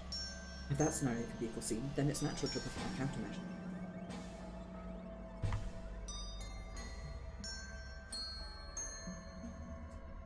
There's an emergency manual for handling extreme situations. And this is the most dangerous scenario on also. Sure, Emergency Manual 34 will be carried out in the event of Rika's death. What happens when that's carried out? Be specific, a self-defense force emergency response team will blockade Hinamizawa, and then Mirie bit his lip. He couldn't put into words. Next. We need to take action. All the villagers lost to confusion and royal traces of the truth. Only wish I. This is also the first I've heard of. Terribly sorry. This is another topic. Now I was deeply interested in leading up to it, but I never showed any interest in it afterwards. The world could go to hell for all I cared, and it does. But that means... And every time I died, rather, that it was made to happen. They're powerful enough to wipe an entire village off them. Have no trouble at all getting rid of the little girl. You really signed up to an enemy like that? Daniel, everything I theorized about Takano's motives are completely crushed. In madness, the villagers would turn into demons, slaughter one unscathed. I understand if her motive is he wanted to wear bit when he was still out. According to Irie, that would never happen. Well, that would transpire. An emergency manual would be enacted to bury this tragedy in the dark. I'm not Takano, so I can't be completely certain. But I don't think that's the sort of thing she'd find interesting. Considering our long-standing way, it seemed impossible to think that that was her goal.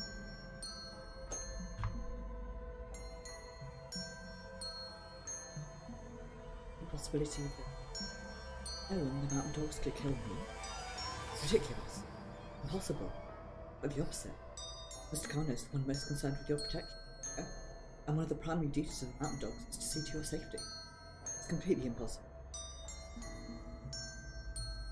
Kano still wants to kill me despite that. What could her motive be? I can't think of anything. She knows better than anyone how dangerous it is. You should know, she's extraordinarily passionate about research. I mean, you would completely contradict that. Irie continued to deny it, defend Takano. That's because he's seen Takano's passionate close and believes in it. Rather, he wants to believe in it. But, Irie, you told me once before. I plan to have Hinamizawa syndrome eradicated within 3 years. Eradication means completely eliminating it. How could her passionate research continue after that? Well, for me, Hinamizawa syndrome is an illness to be treated, but as far as Mr. Kano is concerned, valuable research. In fact, she was strongly opposed to this. Even went to Tokyo to persuade the board to extend our research indefinitely, though it seemed her attempt failed.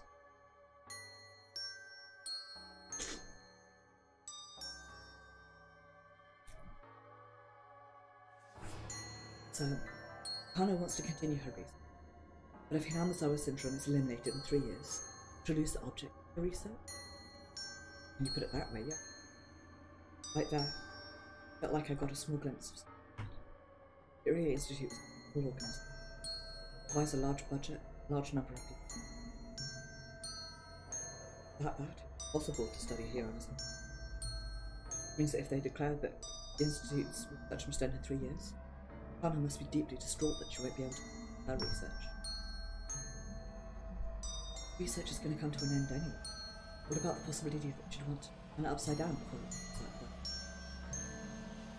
It can't be. Irie, you should know her true nature better than anyone. Do you really, truly believe that there's no possibility she'd kill me?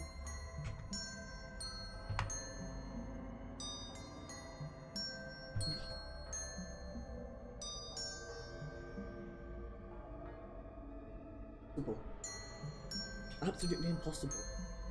Such a terrible thing could never. It seems like I caught the tail end of it. I felt like there was more to it. Because the research will continue. In the meantime, Takana could work to get her research recognised and extended. At the very least, she could continue carrying on her research. Still has another 3 years. I can't understand why she's desperate to take action right now. 1983.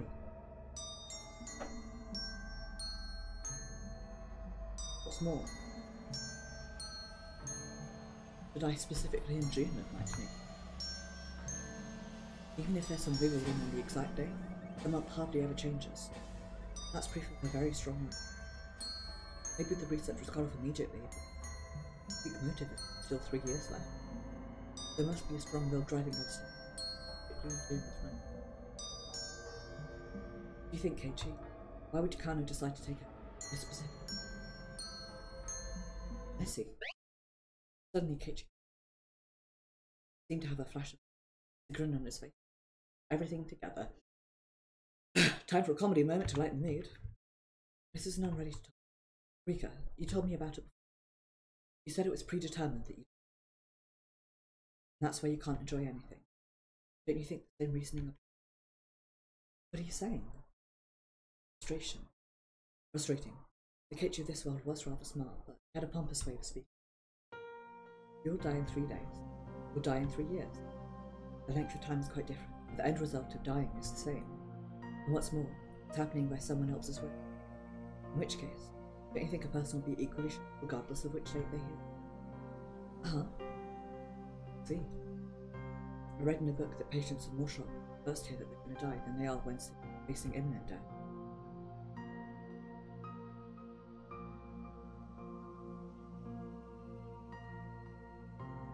Death row inmates are most upset at the moment they first hear their sentence. Considering that, it's not an unreasonable idea.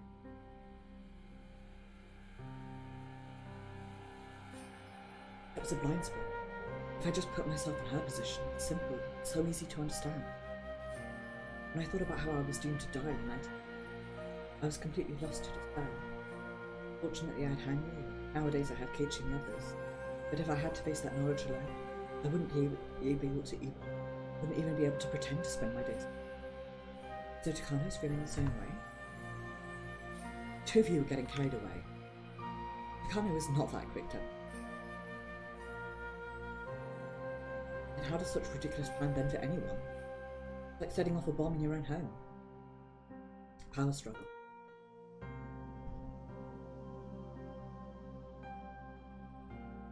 When Oishi suddenly mattered that, we all turned around and he laughed to hide his embarrassment. Right. I don't know what this Tokyo organisation is.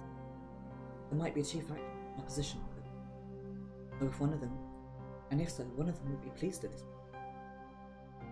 It seems like setting up a bomb for someone else displeased with Hinamizawa or Dr.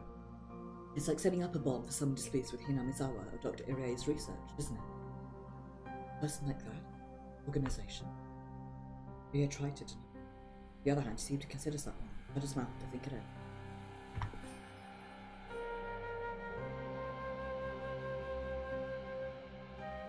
In fact, the reasoning for deciding to shut down the research organisation in 3 likely because of some force from the organisation opposed to pleased with it. actually rather close to the truth. The reality is more hideous and brazen. Perhaps seeing the Irio's answers were a dead end, Akasaka finally stopped. She was silently listening to conversation and stepped in front of me. It's down before Irio.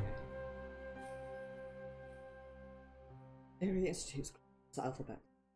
I assume you're already aware of this.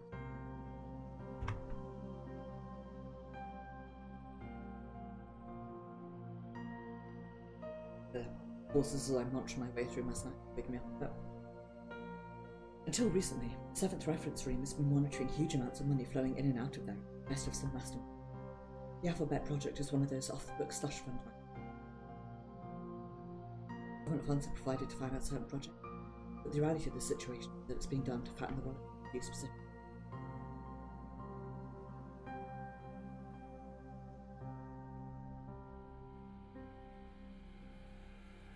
Keep forgetting that we, as in Keiichi and friends, don't know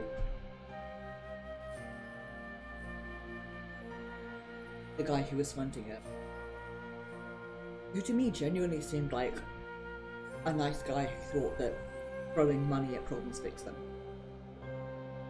Like this, if people insist that they can revitalise Japan with these secret off-the-books projects, but they're deceiving even themselves. The mastermind controlling the project must have a huge financial investment. Uncovering that, the very centre of Japanese politics, Akasaka's organisation was receiving strong pressure to halt their investment. I refused at first, but the 7th Reference Room's investigation was ended, and my task was declared resolved. With that in mind, I'm merely making casual conversation about work-related topics. And of course, I'm simply visiting Hinamizawa on a personal vacation. I hope there's no misunderstanding.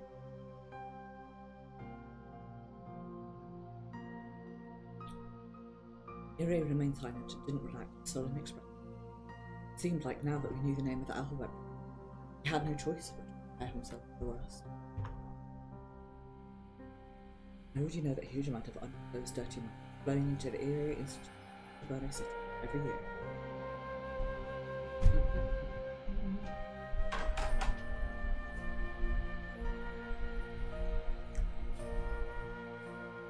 Move plate like a fire drum.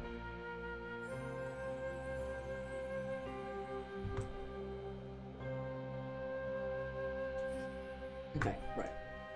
Pardon me. I already know that a huge amount of undisclosed dirty money is flowing into the Irie Institute of Shishiburno City every year, and that the name Irie Institute is written in parentheses with the name Irie Clinic annotated next to it. But the head of the Irie institution is the Lieutenant Colonel from the Self-Defense Force. Secursuke Irie. No, you're wrong. I'm not with the SDF. What I told you. Aside from the identity of our client, there's nothing shady about what we're doing. That's the truth. Please believe me. As Irie says, he doesn't directly receive the money. Aware of that, the Irie Institute is named as the recipient of this name. It took a lot of broken bones to investigate. You remember this name? That's... Mr. Kano was the one in contact with the executives of the Alphabet Project Continuation Group. I expected. The Alphabet Project was reviewing their forward plans, restructuring unprofitable departments.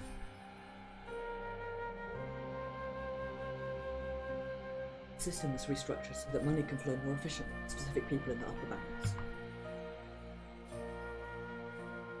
And the idea is the same, whether they're for or opposed to the project.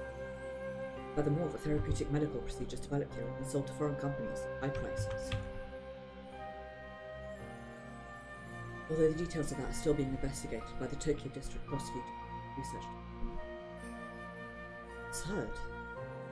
Jiro Tomitake most likely discovered this, and knowing how deeply involved he is with Miotsukushi, he probably tried to persuade her, was consequently eliminated. But no fish. When Akasaka heard me mutter that, he lowered his head to apologise for speculating too far. Then he pulled a notebook from his breast pocket and turned towards Irie, looking defeated.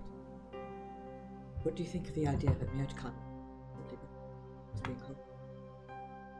What do you think would happen to her if all the project support organisation?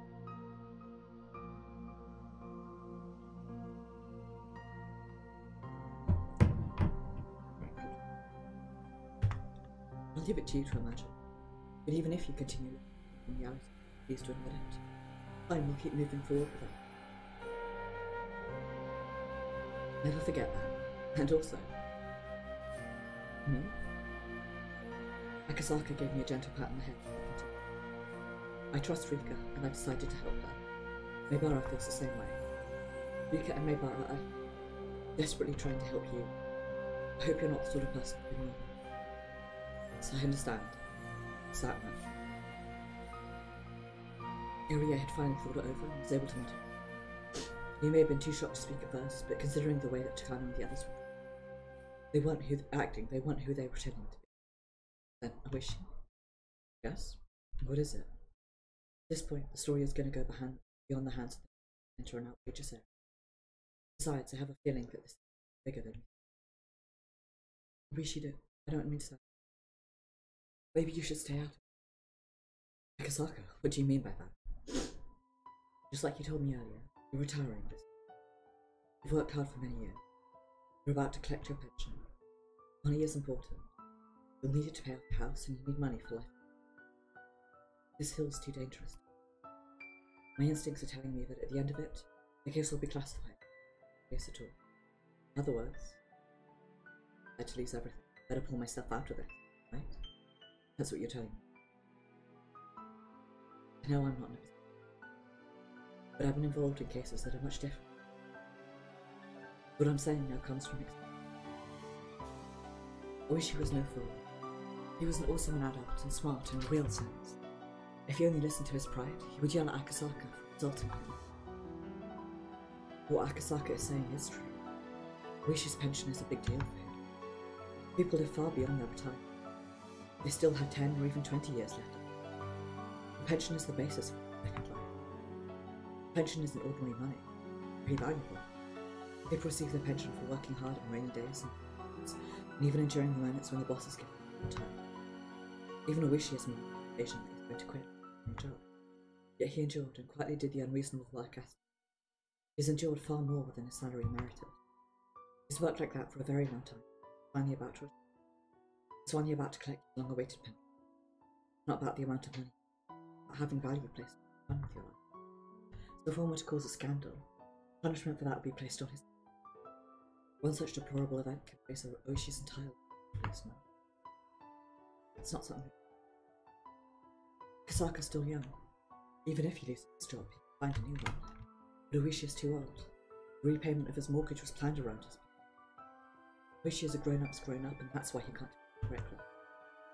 Kasaka knows that, and that's why he said that Oishi should back down. Oishi understands it. Kasaka had to ask him that in order to find out how strong his can. I've been awfully slow playing back, all because I wanted to hold on to some spending, even though I would have saved on interest, paid a bit more out. But I just wanted to gamble and drink. I'd live my life so I didn't have to depend on my pen.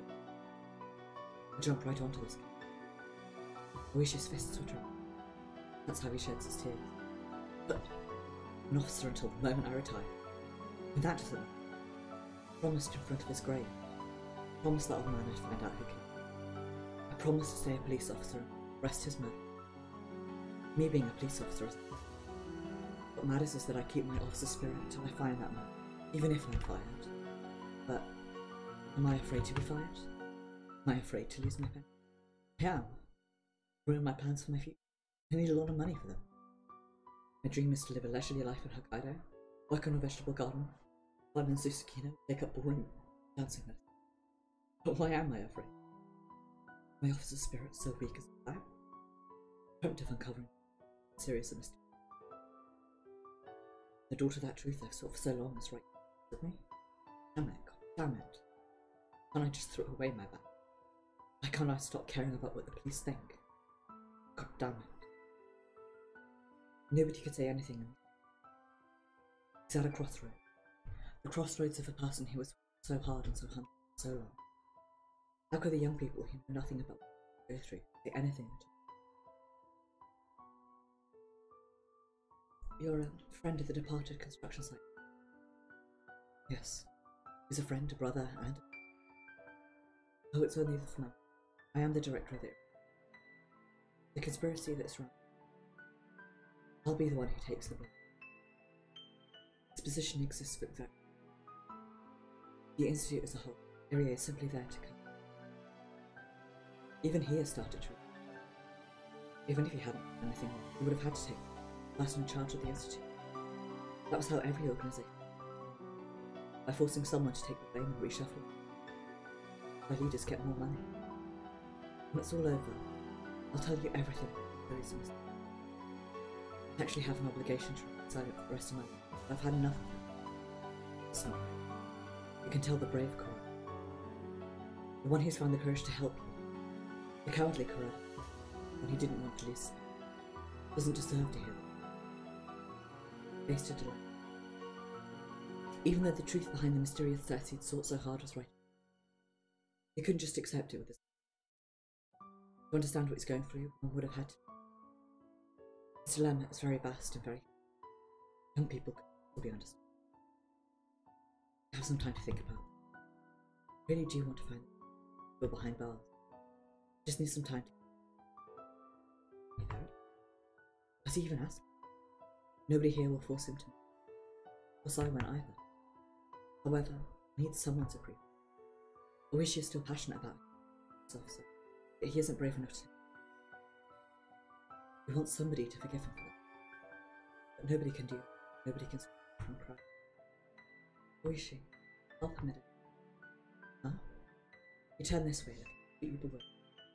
However, he continued without hesitation. I grant you some time to make your decision. You've been honest and you've been tough on yourself until today.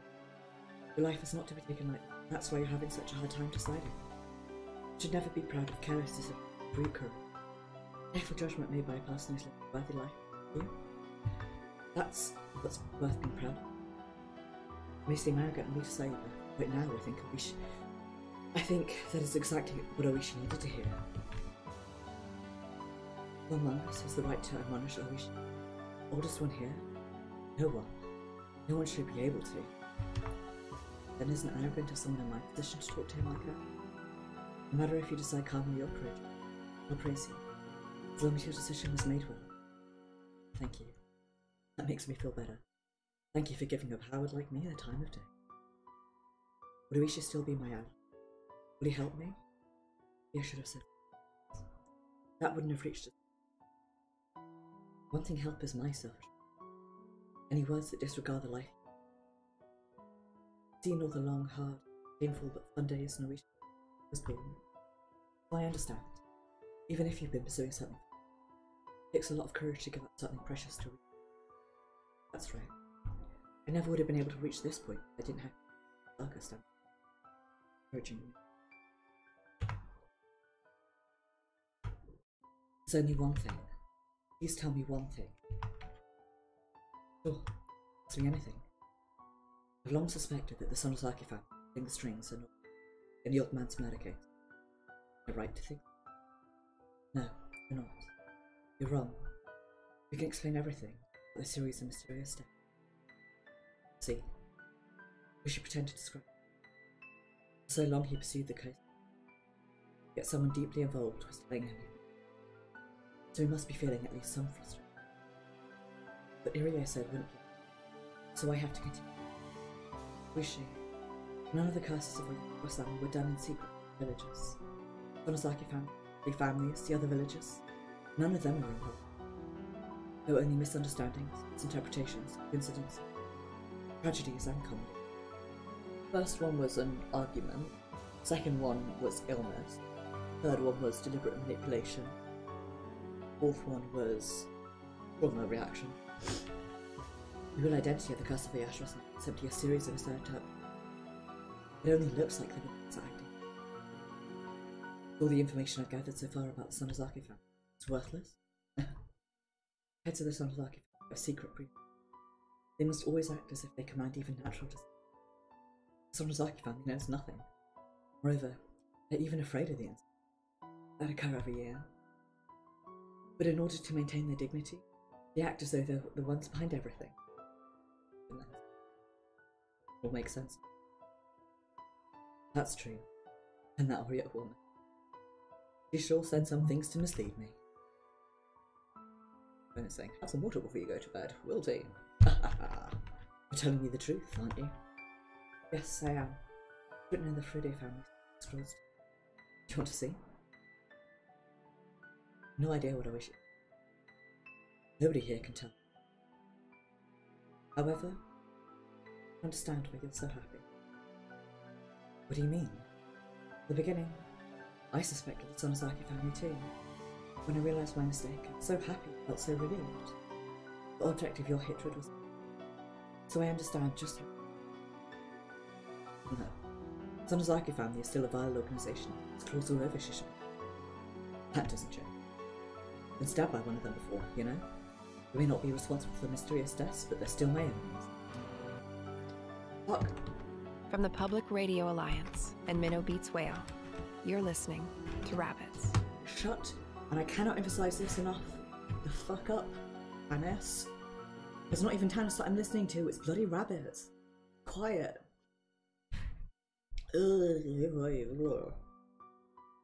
What I have to say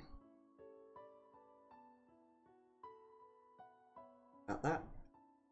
It's all still true, but I just feel happy. Problem is, when it starts to play, I get this weird, like, I don't know if it is like being recorded. See me is. There's a weird noise, and then it starts playing, and then I have to try and alt tab to try and get to it. We don't know if this is right or not. Oishi believed that the Sonozaki family planned it all. Now that he's learned that they're not, I'm sure he feels like everything he stands for is meaningless. But it's painful to keep on hating. I searched for something and Oishi's self-deprecating tried to imagine it. Oishi left with a cigarette in his mouth, saying that he wanted to cool off a bit. Running out of time. We need to think about our next. The only thing that's clear is Takano's intent. He's probably going to restrain me and then sacrifice me to the Watanagashi. I don't know when it's going to happen. She should be putting her plan into action soon. So in order to escape that, stood protecting Rika's. But if our hands are tied, there's nothing we can do to get back. You should stay hidden in a safe location until we fully understand our enemy. Is there a place like that? Rika, don't you think it's time that we tell them? I think everyone's cooperation will help a lot. Even before Keiichi spoke, thinking this. But even so, I still couldn't wipe it. Things are going well so far. Everyone will believe me. Truth is, there are victims and missing people as well. That should help them recognize the danger of this. Plus, everyone was able to have a terrible future thanks to your prediction. I'm certain they'll help you this time. Keiichi's words gave me the resolve to make up my mind. Understood. Plus, the ritual storeroom in the basement of the Sonozaki and main house would make an ideal hideout. Keiichi gave me a firm nod as soon as he had. Might be difficult to manage on my own, but I got Keiichi. Thinking that we're a bit more confident. By the way, what should we do about Satoko? As he said that, Irie turned towards Satoko, sleeping in the bed behind him. If I were to disappear and leave Satoko behind, naturally the You risk if we woke her up. Yeah. After all, this clinic is practically the enemy's home base. I have to move her. Irie, how is she doing at the moment? Well, Irie seemed like he was carefully choosing. It was something hard to say. But he eventually arrived at something and gave me a vague answer. I can't say the situation is good, but I can't say it's bad either. To be honest, I'm not completely sure. What do you mean? Her EEG readings look disorderly from time. Moving in complex ways. She's probably dreaming. And every time it happens, suffering, crying, groaning in pain. Do you really? Oddly enough, after the dream is over, it always reverts to sleep and depression. Yet the length of that cycle is gradually shrinking. I can't imagine what that might mean. Hospital would like to have her moved to a medical facility in Gogol. There are a lot of pediatric medical staff there. Rest assured she'll be safe. And dogs are under Takano's control. Can't complete. Saka, can you think of anything that would... Director Irie, what's the minimum amount of equipment necessary to provide Satoko the life support she needs? At the moment, the bare minimum is to provide a daily vacuum dosage, and also ideally the equipment to measure her pulse and readings. But if we transport the necessary equipment along, It would be possible to set everything up in a standard household, so I think there'd be no problem moving here temporarily.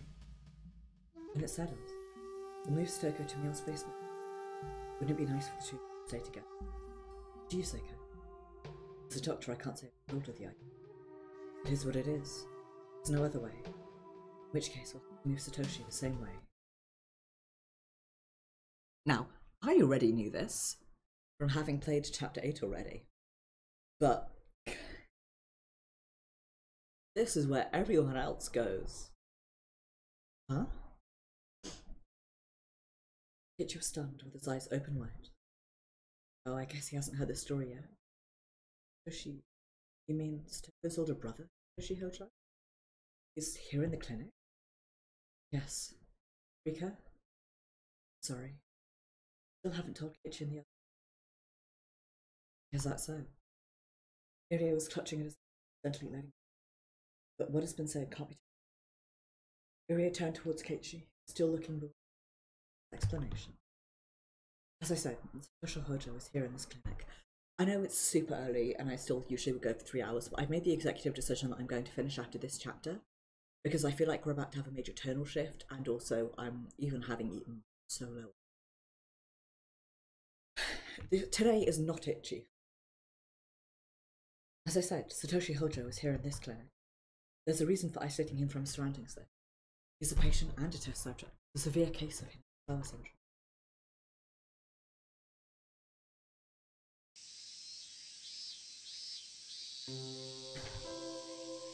The yawn snuck out as I led outside. Not much time had passed, but after such a long night, I was feeling exhausted. I wanted to sleep like a log as soon as possible. That's not an option. Akasaka went back to Tokyo to investigate the relationship between its Tokyo organization and people supporting his. And now we have our own major task, asking Neon and the others to cooperate with us on it. Hey, Neon. What's up, Kichi? Need something? You need it. Would you like to check up on Stoko with everyone else? Everyone? Sure, but you tired, Kichi? I'm planning to visit later today, so go home and get some. Oh, Raina was thinking the same thing. Toko won't be upset with us if we don't visit her every day. I felt the concern behind what both of them was. I'm thankful for it. That's not what's important right now. I really need to get going. I don't know what I'm going to say that. Fine. If Toko wakes up today, I don't want to wait until later to hear about it. And if you say so. Alright then, why don't we deliver a report on yesterday's event? I even brought her a souvenir. Oh, that sounds fun. Maybe it'll go with what I've got in my basket? I felt... This is why I need to stop. I'm going through the part of second puberty where my voice is deepening, which is really nice, but it also means that I get a sore throat really, really easily. I suspect I may possibly have a light summer cold, I don't know. But either way, speaking, especially in the constantly reading out text for 3 hours is something I cannot do. Found something cute in a garbage heap that Toko told me about before. That's why you're bringing that thing to the... Plus, that's not even a festival souvenir. I don't want to put it by her side as impossible. Raina was searching while dancing and spinning around. It's just like usual, so I decided to leave the warm feelings alone for the time. By the way, where's she on? Yesterday evening she said she was going to stay at my place, but when I got up in the morning she was gone. Also, here's nothing. Probably just my imagination. Oh, Shion's already at the clinic. I think we'll run into her if we go there. I see. Right then, let's head out. Yeah.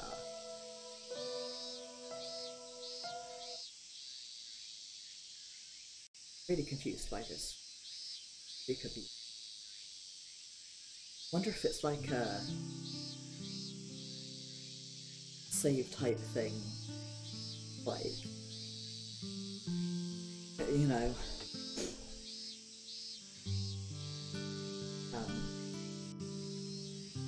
she wasn't supposed to die prematurely by falling into the swamp, so she sort of reset. But she reset back to her room And because of that, maybe it changed sort of everyone else's memory, so they remembered her going home early because she felt ill. And because we were the ones in Keiichi who saw her fall down, we're the only one who had the memory of that. I feel that, or the whole Rika Keiichi segment was an illusion. It was Libby. The 3 PM chime of the wall clock in the clinic resonated throughout the office. All the staff pitched in to help out yesterday, so they were given time off this afternoon as a special cover. Plus, all the mountain dogs were busy investigating Tomotake's disappearance and Takano's death. The mountain dogs are always here, but not today. They must have received urgent orders from HQ. Rika was resting in the exam room, and Keiichi and the others arrived, surprised to see how like that it was. But thinking it over, her injury still hadn't fully healed, and she had to be exhausted from it. Not strange at all to reflect each other, despite how shaken up they were. Thanks to that, nobody reported to Okanoki and the others. Anyway, honestly, it's that. What should they do now? He was prepared for the announcement that his research would end in 3 months, but after speaking with Rika and the others last week, the entire project could be cancelled immediately, no one to come. If that happens, then what becomes Satoshi? And Satoko? Why did this have to happen? He'd been pouring his heart into him ever since the inception of the alphabet. He was working hard, and he was even willing to put his life on it and eradicate other symptoms of it. But he couldn't understand why the higher-ups behind this pool were really funding it. So, Miotsukushi, the same way. She took over her grandfather, Professor Takano's research, became the leading advocate. That's why she had such tremendous motivation and enthusiasm. Even disregarding the discipline the head of the research team, Takano, and as a result, he had an unfriendly attitude. Felt strange at first, but after Tomotage explained it to him, he started thinking it was only natural. So he tried to respect his position as much as possible, began thinking it would be okay to step in the shadow. Given that, it was easy to imagine how to learn that. I'd originally decided to become a doctor because my parents' old nurse. I endeavoured to research and treat water diseases. I always wanted to be able to eliminate it with them. They came when I was fully immersed in the research, and my thoughts faded with time and experience, like a student who just finished an assignment. First I saw Hinamizawa syndrome as humanitarian. Later it became a neurologic research. Honestly, I confess it had some degree of merit. Seeing me work with that callous attitude must have seemed unforgivable. But it's not like that. To be more precise, my attitude changed some time ago. Ever since I met the girl who was continuing to fight her illness, sleeping in the clinic. The intercom chime coming from the direction of the entrance let me know that someone had entered the clinic. Normally they'd head to the reception desk, but I was handling things differently, so Stigay was declared a holiday as of Saturday. The fact that they came here despite the holiday meant it was probably Rika and the others coming. Yes, hello? Oh, Coach, it's me, Shion. Hang on, what? Hey, huh?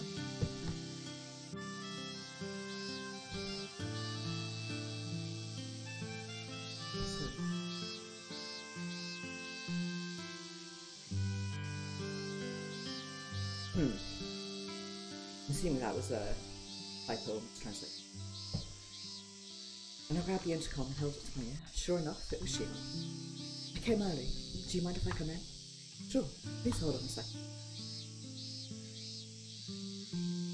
When I opened the door, Shion was standing there with his stuff down. What's that? It's a present for Stoker.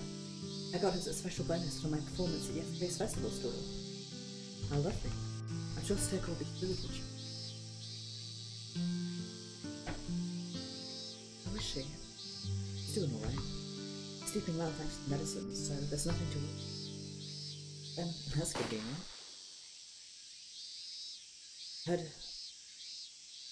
Huh? I heard a sound like bursting gunpowder coming from behind, as the medicine rack in front of me shut. When I turned around in I found Shion coldly glaring this way, standing there holding a pistol. Must have been hiding inside the stuff down. Something I need to ask. Where is Satoshi?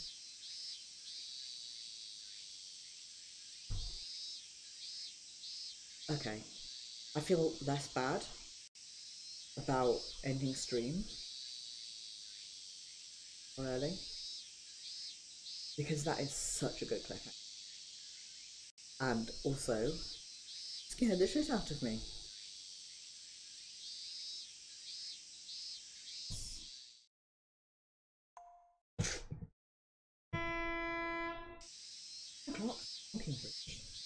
Yeah, thank you all for your hard work. Sorry about what a big chore this is today at the festival. But it's no problem at all. This is the home of our guardian god. Sweeping up and straightening out is our responsibility. And I'm fired up from watching Rika's performance yesterday. We've always wanted to protect a shrine with our own hands, and this is finally a chance to do it. That's certainly true. Anyway, is Rika doing okay? She's still resting because of fever, right? There's no need to worry. Dr. Irie said she'll be fine after a day of rest. Anyway, alright everyone, let's make this place look even more beautiful than it was before the festival. Leave it to us. Oh. What's this? What is it, Sheena? Find something? Something trapped in this little shrine. Bag. What's it doing here? Looks pretty important. Whoever lost it must be really upset, huh?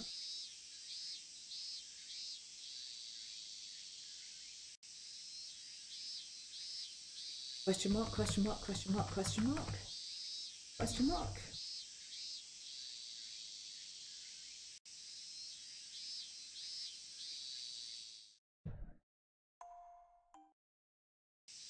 On that, as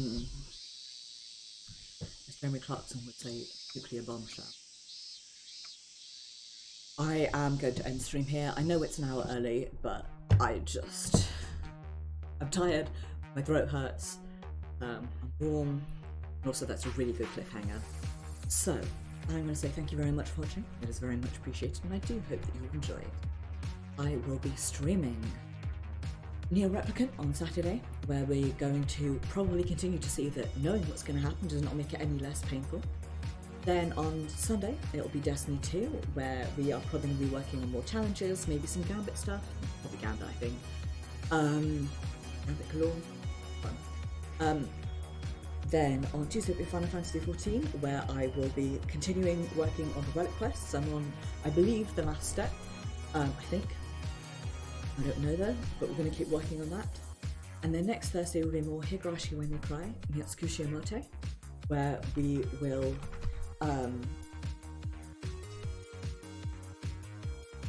see what happens next. Huh? Huh. Probably we've only got through 2 chapters. Hoping before I was like, I found out. Anyway, thank you much for watching. It is very much appreciated. Do have a wonderful evening. Be excellent to each other. See you guys on Saturday.